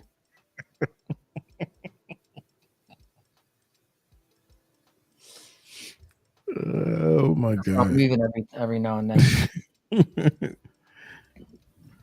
I sit on a dildo every time. This is dildo time, and I'm by myself. Dude, You I don't know guys have how to remind me though, because my back is genuinely fucked up. I don't know how I'm gonna clip up these gay moments. I don't know how I'm gonna do it. There's too many now. There's way it's too many. it's very difficult. There's way too many. Also, Hooker and Close. That Jakar Close, yeah. Gangster lean. There's nothing gangster about me in any way, shape, or form. Kai Kara France versus Usyk. The thing is there. Kai Kara France and Usyk is a really good fight. I really wanted to see Kai Kara France and what's his name? Manel Cap get it on. Yep. Like that was the one, man. That was the one. That was the one. I mean, I'm kind of glad they're doing. I know. I'm glad they're doing Cap on UFC Manchester because it's, he's one of my. Assuming he makes weight, which we can never assume with Manel now. Can't assume that, but that would have been the biggest fight in the flyweight division right now. Yeah. I think that would have been the biggest fight because there is real hatred there. I would have loved to have seen that. I can't think of a bigger one. He sat on fat stacks in his wallet. I don't know where all this. You know what? My friends make rich jokes to me in the chat as well all the time. I don't get where it comes from. Like it's Frankie Fat Stacks. That's the name. Frankie Fat Stacks. Nice. I don't get it. I've got to move I think part of the reason why I'm leaning all the time is I don't have my microphone positioned in a very good place. So I feel like I'm kind of leaning over to kind of. I'm going to put it right in the middle here. There we go. That should help. But yeah, Song Yadong is fighting on 305. Who's he fighting? Oh, you just saw his side, yeah? Likely against Henry Cejudo, Songers in the blue. I don't know how the whole blue corner, red corner thing works. So is the blue corner the away fighter? Is that how it's seen? Is blue the lower ranked fighter? Or is that how it goes? I never even thought about it. Because you said you paid 10 years rent ahead. I've never said that. I said I don't have a mortgage. Oh, that's where it comes from. That's it. No, I got it. I got it now. Yeah. There it is.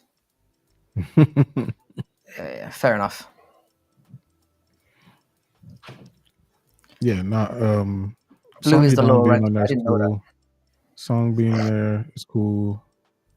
I don't know if I mean, I guess you know what is. It's actually good that Henry is actually fighting other people in the division. You get these people who are former champions that are like kind of uppity about who they fight. And it's kind of cool to see him doing that. With Henry, I think he fucked himself. I thought he was gonna be able to come back, win the belt, get one more, grab some pay-per-view points, and then fuck off again. But he's lost, then he's lost again, and now he's just like, God damn, like, well, my reputation's ruined anyway. I might as well just make some more money. If he fights Song, how you think that goes, though? You think he loses again?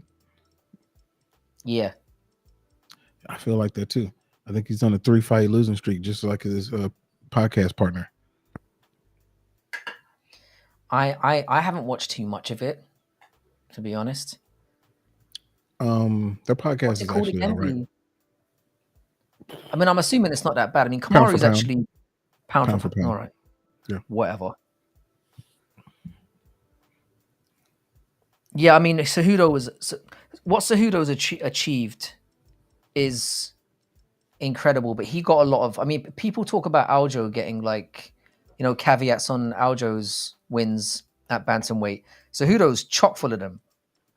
He didn't beat Mighty Mouse, in my opinion, in the rematch, and they blatantly leaned it that way because they knew they wanted Mighty Mouse out of there. And then he got Dominic Cruz when he was way past it. He got a depleted TJ Dillashaw.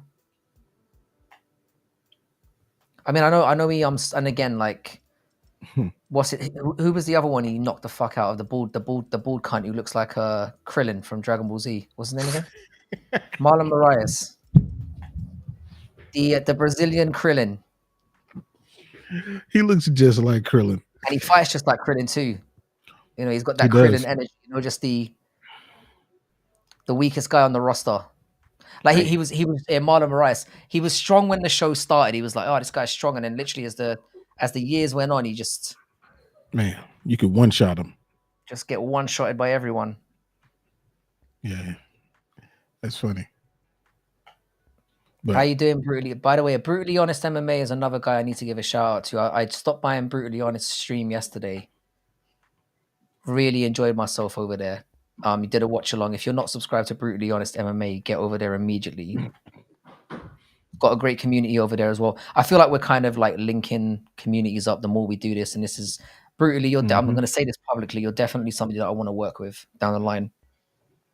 Yeah, I Very think we should knowledgeable. definitely The stream was team very up. entertaining. Nothing Team but up. love for that. Yeah, team ups all the way. Teamwork makes the dream work and all that shit. The UFC fucking hated DJ. Yeah, they did. Yep. Genuinely did. And they act like he doesn't exist now, which is even funnier. Like, it's just crazy. Yeah, nice one, Yeah. Weston. I appreciate that. Get brutally honest MMA up in the house. No worries, man. Thanks for providing. Again, anybody who gives me the opportunity to turn off Michael Bisping and Dominic Cruz of an evening is goated in my book. I Yeah, can't man. get through the cards if I have to listen to those fucking assholes.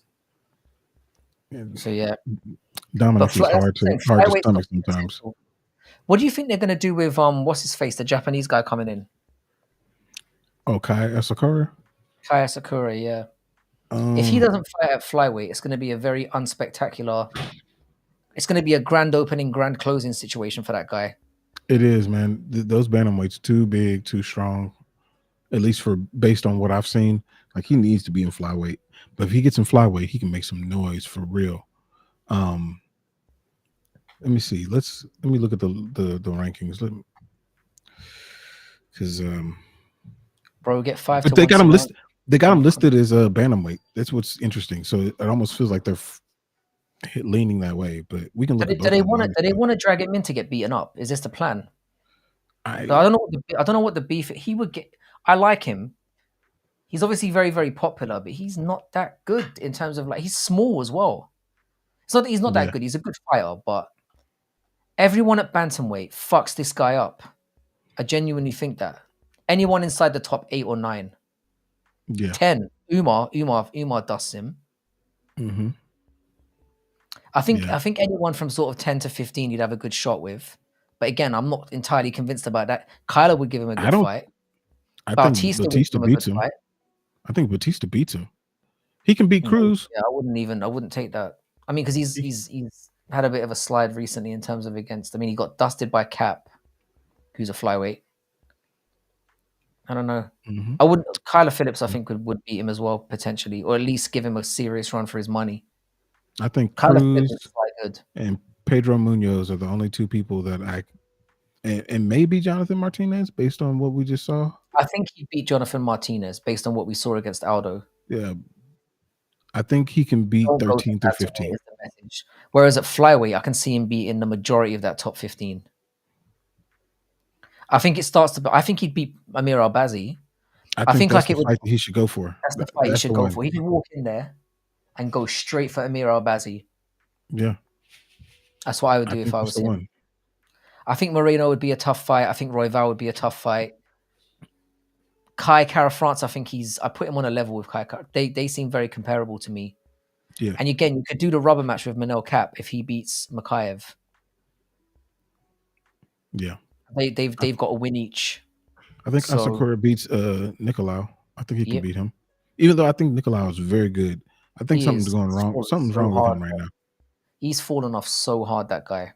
It's Yeah. brutal. It's brutal. Man, I never even thought of turning off the center console, so I didn't even know you could do. The thing is, yeah, I watch most of my events because obviously I do like watch alongs and stuff as well. I either watch it on like a massive PC monitor or on a laptop.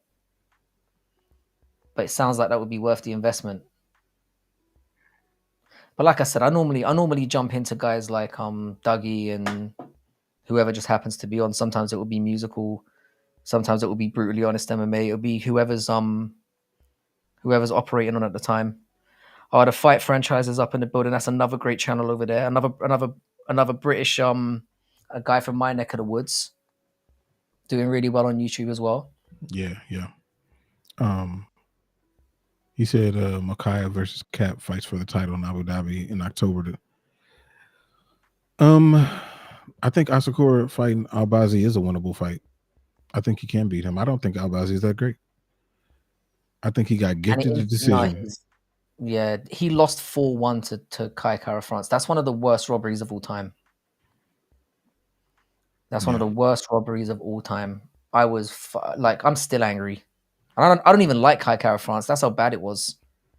I don't like him as a person. I enjoy him as a fighter, but I don't give a shit about his career. And I was fuming. Makayev is incredibly hard to watch. His stand-up is awful, and then he kind of squeaks through rounds by just kind of spamming this. Basically, Makayev's entire shtick is just spam relentlessly, so the other guy can't do anything to you. And then if you lose position, just go down like a turtle, where they can't, or basically get yourself into that, your hands on the ground, the bitch position, basically, so that nobody can hit you, and then reset and then do the same thing over and over again. Mohammed Mukayev is fucking painful to watch, and that's why I think Tatsuro Taira would dust him. And I think I am a little bit worried about Manel Cap, because Manel Cap can sometimes be very slow in fights. Like he doesn't put enough output out there, and I'm worried that if he doesn't put the same game plan or the right game plan forward, Mukayev could do the same shit to him. Makayev's awful to watch. He's not an awful fighter. He's very effective, but he's awful to watch. And that's why he doesn't really have a lot of fan base, a majorly large fan base. He just doesn't. I hope he never gets close to a belt. I don't want to see him anywhere near it. I don't like watching him fight. No. I don't like his attitude. I don't like too much of anything about him, to be honest. The only thing that's good about him is he's able to implement his game plan and squeak out some interesting victories, and maybe sometimes go for a submission. Other than that, I don't want to see him win anything. I hope he loses all the rest of his fights and gets out of the UFC. Wow, that was you're just cutting straight to the bone, yeah. Yeah, I don't like him. I respect that. I don't even know where he belongs to. It's a very difficult thing with him because he doesn't seem to have anyone majorly behind him. He's just not a needle mover, so to speak. And when you fight like that, nobody's going to get behind you, you pussy. Yeah. And that's just how I feel. I do think that, the Fight franchise has a very good point there. I think given his age, and brutally honest is it raises a good point as well. It felt like his stand-up was more polished before. But I think as the level's gone up, because flyweight is one of the most skilled divisions in the UFC, it might not be personality-wise. The one thing the reason why I love Manel Cap so much is because he's a shit. He will go in there and rock the boat as hard as he'll go for people's throats, which I really. You described him as a prize fighter before, which I think was a really good summation of what this guy is. Mm-hmm. He shakes things up, and flyweight doesn't have that. But one thing that flyweight is it's everyone in that division in the top 15 can do everything. Yeah. And I think that's where Makai is struggling. When he actually gets into stand up with people, he's exposed as being not very technical. He can't get away with this because the thing is, in flyweight, if you try that spinning shit against somebody who's in top 10, they're going to take you down and keep you down. They're going to take advantage of those openings. So he's completely eliminated that from his game now. And he tries to just keep his stand-up very basic and effective, where he's obviously going to try and set things up. We're talking about that guy who let his knee bend back. I tell you what, yeah, I do give him some credit for that, because I don't know how he didn't submit from that. That was some. You remember those old toys, those Armstrong toys? Made out of rubber. Yeah. Mm-hmm. Yeah. I thought he's unbelievably flexible. He's unbelievably flexible.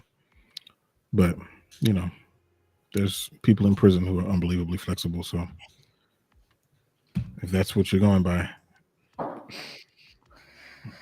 Yeah, I'm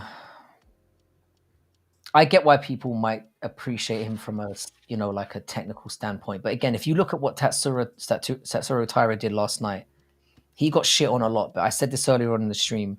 As soon as he was like, "Yep, I want to get this guy down and get on their back," he knew he could do it at any time. And the way that he transitions, at least, is exciting to watch. Like the way that he was leaning back, I thought was great as well. Like I've never seen that been done when somebody gets a triangle and just literally leans off somebody's body to drag them down. He did it. He did it earlier on before the knee buckled. Like he was sort of leaning to the side and then like throwing shots to this. I was thinking, wow, man, why has nobody else done this? But he had such confidence that he had the triangle locked in that he could just do what he wanted, and you could see that Perez was thrown off. Yeah, that was weird for him. But And I've seen like the still shots of them, like of him like leaning, all the weight was on Perez's knee. He caused that injury. Yeah, he might not have meant to do it, but he did. Mm-hmm. He did it. So it's like I had my reservations about Tatsuro Taira, but like his stand-up is way better than Makayev's, and when he decides he's going to apply his game, he's very difficult to deal with. And I think like my stock is now much higher on him than it was going into the event. Because I think I've even gone on record saying that I thought Perez was going to be too soon for him. Yeah. And Perez, I mean, to his credit, he was doing some good work at the beginning of that fight. And he actually had Taira looking a little bit surprised, at certain parts of it, but Taira's just a better fighter at this point. And Perez is closer to the end of his run, especially now with that injury.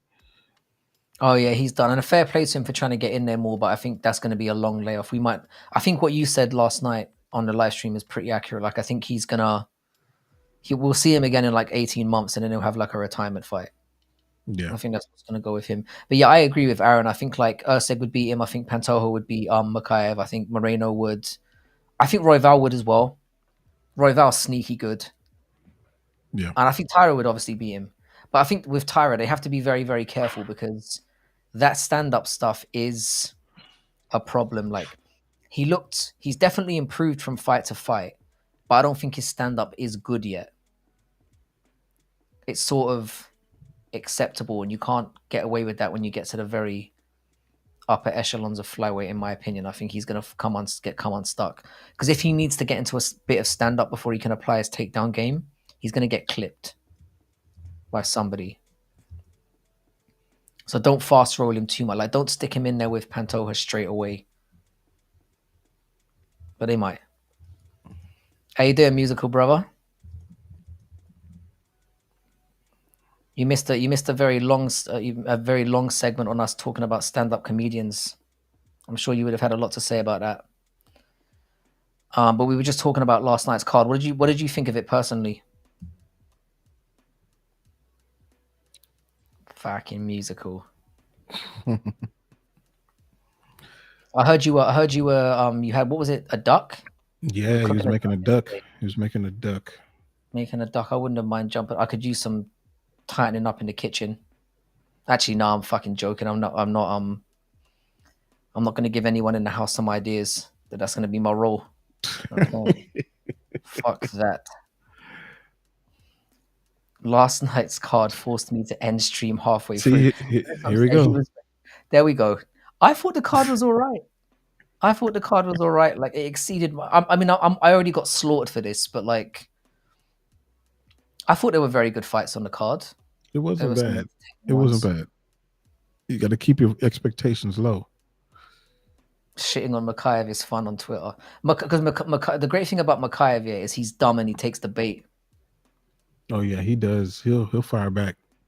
He's the future. He's going to be like the Jamal Hill of flyweight.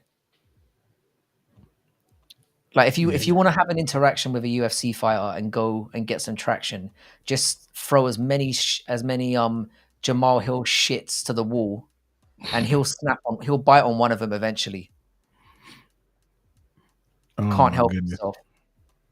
You know what? So I think we'll stay on stream for like another maybe 10, 15 minutes or so. But I was gonna go into this ESPN UFC thing, but I actually have a different question. I'm curious because it came from what you just said. Who is the most sensitive UFC fighter on the roster right now?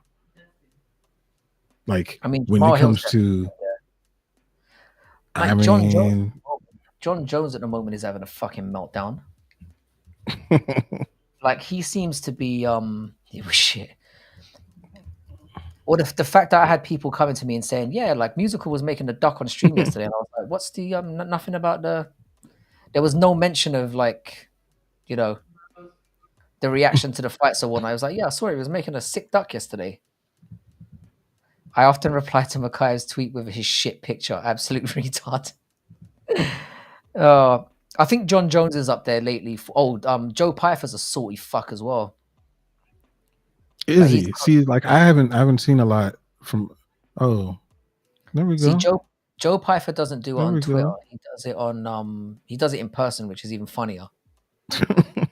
Whereas John Jones here seems to be like John Jones is getting levels of abuse. The weird thing is here, John Jones has done some absolutely despicable stuff in his life here, and no one really goes for him, or the majority of people don't go for him. Dana White calls him the pound for pound number one. And now all of a sudden, everyone is all up his ass. Like, obviously, it started with like up his ass is a little bit too on the nose, but you know what I mean? It's like he he is getting it from everyone now. Even the most like rampant John Jones fans have just abandoned him. He's getting Yeah. abused from every corner. Like even when he posts about something innocuous, like have a Hmm. good day, like people are just like fuck off you gay cunt or whatever. They just go into him. It's like so unnecessary. Fuck it. He seems to be genuinely upset by it. Yeah. No, he does. I mean, You know what I didn't like? I didn't like, and you know how I feel about John Jones as a fighter, but mm, dude, when he put out and he put it on multiple social media streams, when he started talking about Dominic Reyes, and he was just like, since that fight with us, I see that you've grown, and the best thing for you is to be able to take the loss. And I'm like, dude, I don't think you should be talking about this fight. I think you should just be quiet. yeah, he I think you definitely should be should be quiet. just just be quiet. Don't even Just be talk about that quiet. fight. Because as a John Jones fan, I think that he lost that fight. And so Mm. just be quiet about it, man. And And it seemed like a Dominic weird Reyes, time to go for him as well. Like he's just come back on the win column, yeah, like and the reaction to like again, I think Reyes' personality is a bit cringy. I don't really like. I don't care about the guy as a personality, but even seeing the joy he felt and the relief he felt after getting that win, even my and even me, and I'm a massive asshole, and I was like, oh, that's quite nice, like good for him. yeah. Like so to go for him and to diminish that as well was kind of just again, John Jones has just been taking. I don't want to say. I hate saying L's. I hate that expression. No, you're taking L's. I hate it, but it's kind of is what it is. Yeah. Like he's just had a rough year, and he deserves it. Jamal Hill's definitely up there. Yeah, man. Jamal Hill's I mean, if we're doing a pound for pound list of the current people, Jamal Hill's probably at the top. But John Jones has longevity on his side. But Jamal Hill, I like Jamal Hill. I really do. But he yeah. just says things that are just like, bro, I wish you just take that loss and just move forward from it. Like there was no reason to even come back at Alex. And then Alex had something clever to say, saying like, "Oh, I guess you just woke up," because that was like 2 months ago. Like, Alex always has the best way of just like shutting people down immediately. I watch his whole like I do watch his YouTube channel every now and then. Obviously, heavily mhm. subtitled, of course. Guy's entertaining, yeah, but Hill's just weird, man. He didn't take the loss that well. Let's put it No, that he way. And did he not. and he takes what people say to him on Twitter very, very personally, Just which is call. probably leading to where he is right now. Kobe, does Kobe operate on social media at all? I feel like he doesn't.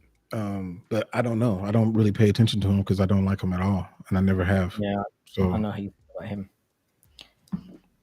Yeah, I hate based. I hate edging. I hate maxing. I hate things like living rent free in his head. I fucking hate that expression. I hate when people say that. best There's base for loads of those MMA. little. That's a good one. Yeah, Yeah, I I hate don't like that. based. I hate that. Yeah, there's things that just get overused, and it's time to just stop it. Just use the language as it was intended. The thing is that you and Western say it, and kind of when you and Western say it, I enjoy it because it's kind of it feels trolly. Do you know what I mean? Whereas Yeah. I'm just sick of that expression.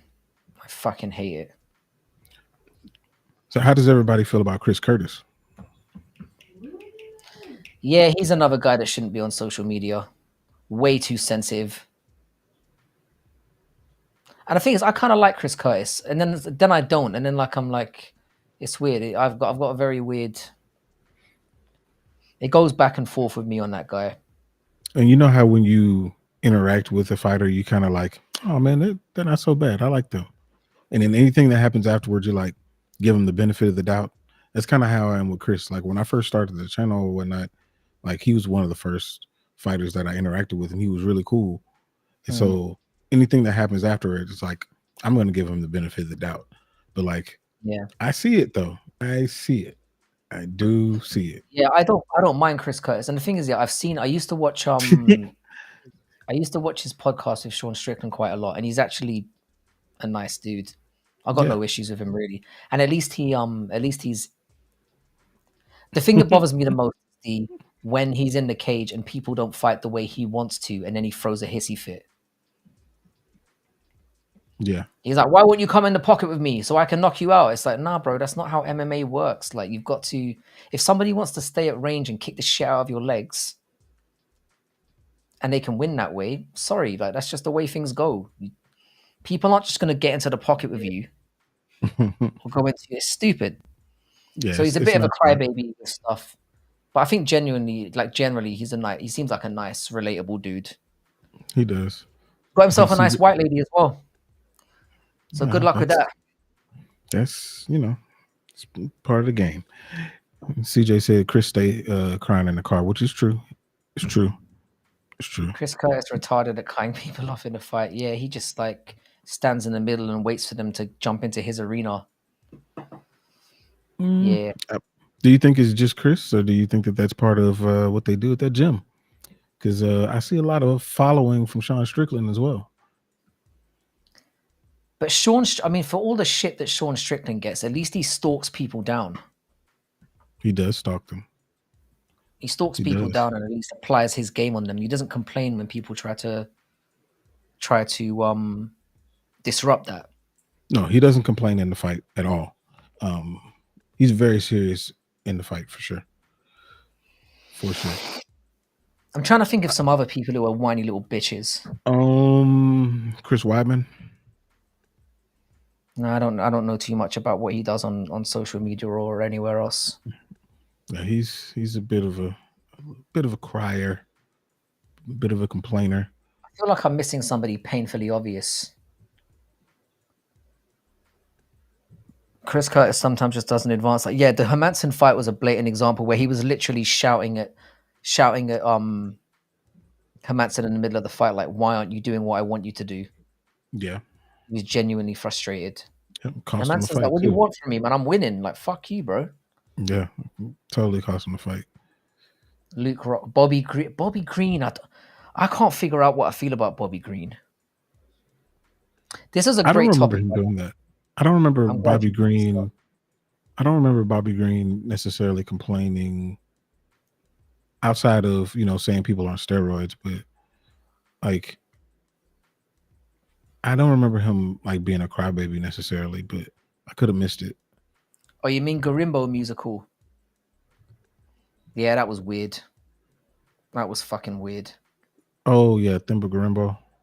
Is that how you say his name? Themba Garimbo, yeah. But Bobby Green is just a Cheeto. I love Cheeto. I love Cheeto's personality. Like that dude Yeah. is genuinely funny. Like he's genuinely funny. I got a lot. I won't have a bad word said about Cheeto in here, sir. Cheeto's my guy.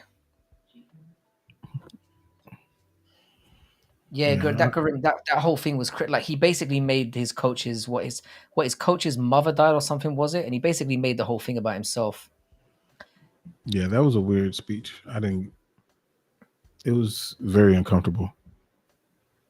Very Cheeto can't uncomfortable. handle a loss. Or maybe it just skipped me by. I didn't get to see as much of it as I would have liked to.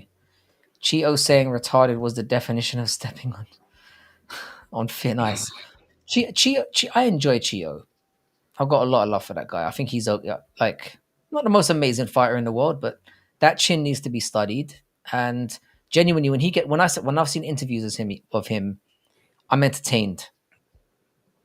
Yeah, I like him as a person.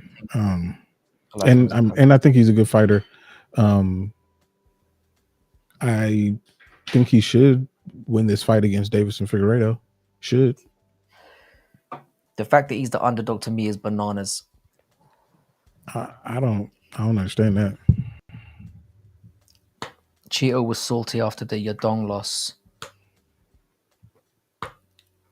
Yeah, I actually But, forgot about that fight.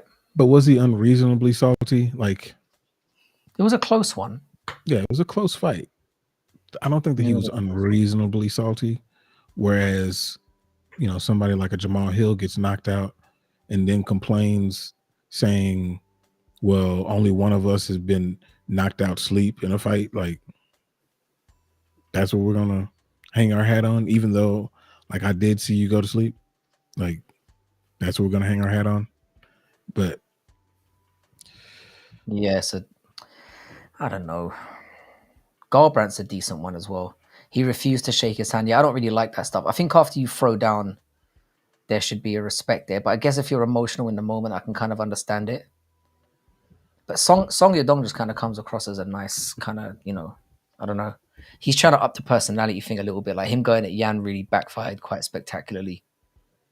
That was quite bad. That song with the blonde hair, yeah, he's got a little thing he's trying to do. That's cool. But Giving it a go. Fuck it. Yeah, I see Figgy out wrestling Cheeto. I don't think Figgy is that good at bantamweight. I think he's going to get. I think for me, this was a weird fight for him to take the Figgy one, because I think what's going to happen is Vera's going to realize very quickly into the fight that Figgy's not that powerful, and he's just going to mow through him. That's what I think is going to happen. There's nothing I've seen from Figgy at bantamweight that's really blown my socks off yet. Like, all right, he beat Rob Font fairly convincingly, but it was a pretty meh thing. And he was getting touched up by Garbrandt in the first round. I mean, I know he got him down and subbed him, but I'm not convinced yet. Yeah, I think that size is about to make a difference. I think it's finally going to make a difference. Because when he's in there with a real, like, larger bantamweight, I think, like Cheeto, long, can keep him at arm's length. I think it's going to be an issue. How many rounds is it going to be? I think it's going to be 3, right? That might be the issue. Yeah, because since Cheeto, traditionally starts slow. Yeah, he does. So he'll definitely lose probably definitely lose the first round in that one, but I can see him winning it in 3. I wouldn't mind Cheeto at featherweight as well. I really wouldn't. I don't think that's a bad take at all. He doesn't bulldoze anyone. Oh no, I mean like it's more that like he does have a tendency to take fights over the longer they go, but that's why the 3 rounds kind of concerns me a little bit. Because that could be a close one. That could be a close one.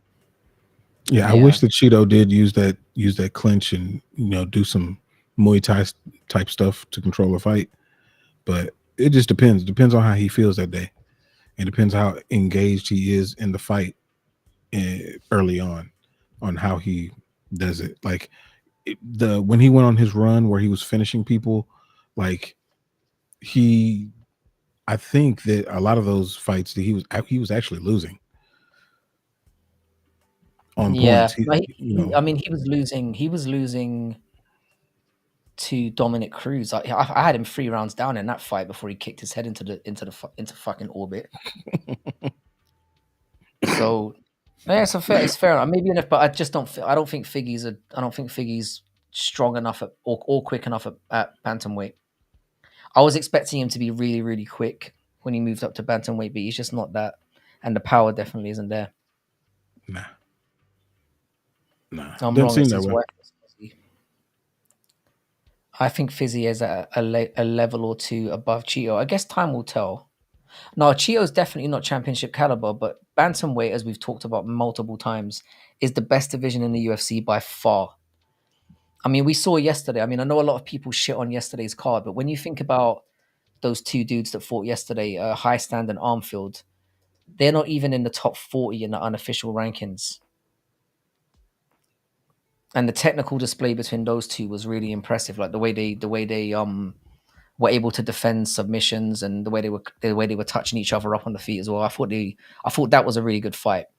And the fact that those guys are that high level and they're not even close to being they're ranked. nowhere near the rankings. They're nowhere near. If you enter bantamweight as a new prospect, you've basically got to win 6 or 7 fights before you get anywhere near top 15. Yep. It's kind of like that. Yeah. In heavyweight, It's you win crazy. one, and they'll look at you like You're maybe he should champion. be in. You win one and you're champion. You've got a belt. Like I genuinely think if you're a fat fuck and you can throw hands a little bit, go try your hand at heavyweight. Like genuinely, like it is the most unskilled division in the sport. Yeah, it's Women's true. bantamweight is better than the general level you get in fucking heavyweight. Case in Awful. point, Greg Hardy was fighting Tai Tuivasa just a few years ago to get into the rankings, if that lets you know anything. And Greg Hardy is now getting knocked out in the boxing by like janitors. Like it's not good. It's not a good division at all. The grappling and scrambles of 125 or more. Yeah, I think that flyweight is more the general skill level is the highest in the UFC. But I think in terms of the amount of the problem with flyweight is that as a division, it's kind of fucked right now. Like in terms of, I think that's what takes the shade off a little bit. Number one, you don't have personalities, and number two, you don't have a clear person to see for the belt. Eddie Hall, what does Eddie Hall weigh now? Eddie Hall could be heavyweight champion. If he could get down to like 265, which would be really hot because he's massive and he's like what 350 probably something like that. That's a big old dude. And he looks like an orange, like a walking orange. Oh man, I just pulled him up. They got him at 362. He'll never get to 265. Yeah, he'll never get to 260. And the thing is, you couldn't justify doing a super heavyweight division because like they're already shit at heavyweight. Like the last thing you want is that slobbery mess. I'm not down for that. I'll be honest. Bad. I'm all right for it. I'm all right for the occasional freak show fight, but I don't know, man. That would be horrific. That would be horrific. Yeah. Entertaining though. Yeah, man. He's like a walking orange. That's a very powerful, like. Powerful orange. A very powerful orange. Yeah. Yeah, I like Eddie Hall. You gotta get behind the British people, but yeah, he would. I think he could. If he could. And the thing is, he has shown in the past that he can get his weight down. Getting it down to 260, I'm not sure because that is like an. That's 100 pounds. That's an absurdly large individual right there. It's a lot. It's a lot. His YouTube is really good as well. It's quite creative. I haven't seen it. I haven't actually. He does a lot of stuff on there. Like, he does a lot of like niche sort of. He does like. I mean, he's getting into more like the sparring stuff where he's you know, like the way he basically power bombed a bantamweight in that handicap match he did recently. If you guys haven't seen that, oh, I did see that. I saw the highlight. He picked one guy. He literally power bombed him, and then when he got up, the guy got up. I don't know how the guy got up, and like ran towards him, and Eddie Hall pretty much put his fist through his head. And what I didn't realize I thought that the fight was going to be over. You know, if Eddie Hall knocks one of them out, fight's over, right? No. They dragged that dude out of the cage, and then they let the other little guy fight him one-on-one. Oh, no. And then he fucking knocked his head off as well. Who He sanctioned basically this? knocked him down and then he just kind of tapped the top of his head and they were like, "Nah, let's just stop." Dude, That's what in a who? handicap match. That's what you've got to do. You've got to just like as soon as one of them gets flatlined, they're like, "That's it. Just draw It's an end to it." over. Who When that sanctioned guy that? I saw the look in the guy's eyes. It was like, nobody told me I was gonna have to do this. Like if my buddy got fucked up and he got into the fetal position almost immediately. That was such a bad It was idea. brutal. It was brutal. It was a terrible, shitty fight. It was basically 1 minute of it was entertaining. Like when the two bantamweight guys basically decided for some reason, oh, we're gonna go for him. That's when things got entertaining. But I mean, at least they made him go backwards. that W got Eddie a number 15 ranking in there. That's how bad heavyweight is. You don't even have to be signed for the UFC. Get ranked. Awful division. Genuinely awful. Yeah. Yeah. So that was a good topic. We'll talk about. Well, we'll finish up this comedian thing. We'll be back on y'all on Wednesday, but before then, I'm streaming on Making the Walk on Tuesday. On Wednesday, we're doing Frankie and Jax. Oh, actually, on Tuesday, after mine, then you're streaming on yours, right? I'm trying to get on like as many evenings as possible now. Yeah. And So- hopefully I'm going to be doing some collabs with some people down the line as well. So there's certain people who have already hit me up in and again we've said this previously as well. If you're just somebody who subscribes to the channel and you feel like, hey, I want to jump on camera at some point and talk some shit, it's very much something I'm going to be doing on my channel. So I'm fully down for all of that. I'll keep saying it until somebody takes me up on the offer.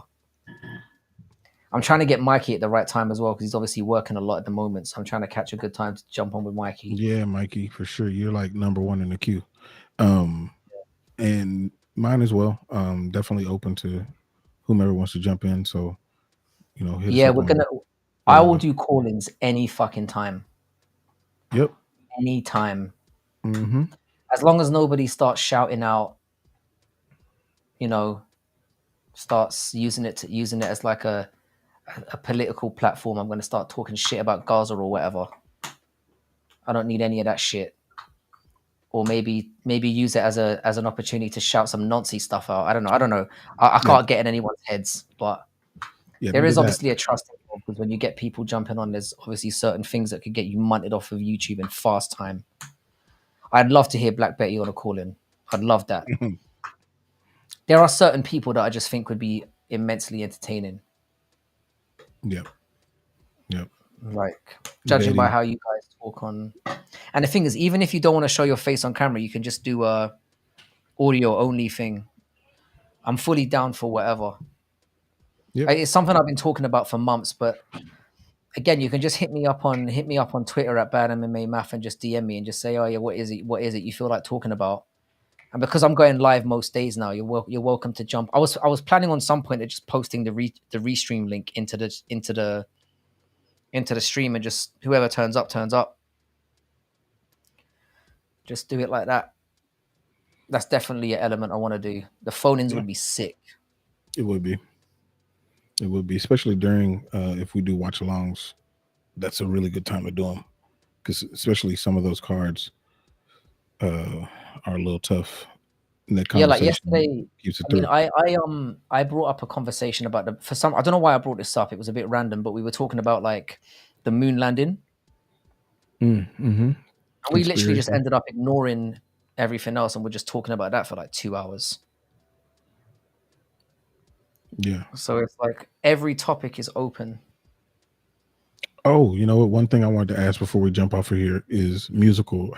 What happened with the duck you were cooking? That's what I was. That's really what I was concerned about. On one other thing, musical. Before you say that, before you talk about the duck, I noticed the other day when you came into stream, you asked if Restream was free. It's not. No, it isn't. There's like a free version that's like very, very limited. But I think it's like, how much is it? It's like $40 a month for like a decent package. It's Yeah, something like or that. something like that. Something like Paying that. like $40. But you can do this without having to use OBS, for example. You can have like guests onto the stream and whatnot, and it's just very easy to set up. And it Mhm. automatically like links in things like you can link in your, if you use Twitter to get your stuff out there, you can do that very easily as well. And it actually posts you up live on Twitter as well. Yep. So yeah, it's not free, but for me, it's kind of worth it for the fact that it's much easier to do collabs, and then you get, obviously, you're able to put like screen prompts up and things like that, and ticker lines and all that kind of stuff. Yeah. And you can highlight chats as well very easily as well. So Yeah. Very easy to deal with for sure. if you're somebody who streams regularly, I think it's definitely worth investing in. Because I'm lazy as fuck and I don't have any technical ability, and it just does everything for you. Let's see. All right. So he said he slow cooked it in salt and pepper for 4 hours. That's the kind of card it was. He just turned over to the duck, just slow cooking, and this is like, yep, I'm not watching the card anymore. I want to see what's going on with this duck. Yeah. No, okay. Yeah, he did it right. He did it right. Yeah, musicals getting if $40 a month is not in my price at the moment, and you new. Yeah, it's a bit much to be like $40 is crazy, but Yeah. it's just said it helps to me just to avoid doing certain things. I'm willing to pay it for the meantime. Yep. For sure. But yeah. So for y'all, man, we appreciate y'all jumping in. We will be back on stream on, what did we say? We're gonna do Wednesday for Frankie and Jax. I'm probably gonna. I'm contemplating whether I should come back on tonight. I might jump on for an hour or so. I don't know. But yeah, I'm gonna be on most days. I'm probably gonna. We're doing like a recording thing tomorrow, so I might come on in the evening tomorrow. We'll see how it goes. I'm gonna try and jump on as much as possible because the traction in here is definitely better. For sure. But yeah. Till next time, hit us up on all the socials and all that good stuff. But yeah, we'll see y'all In a bit, guys.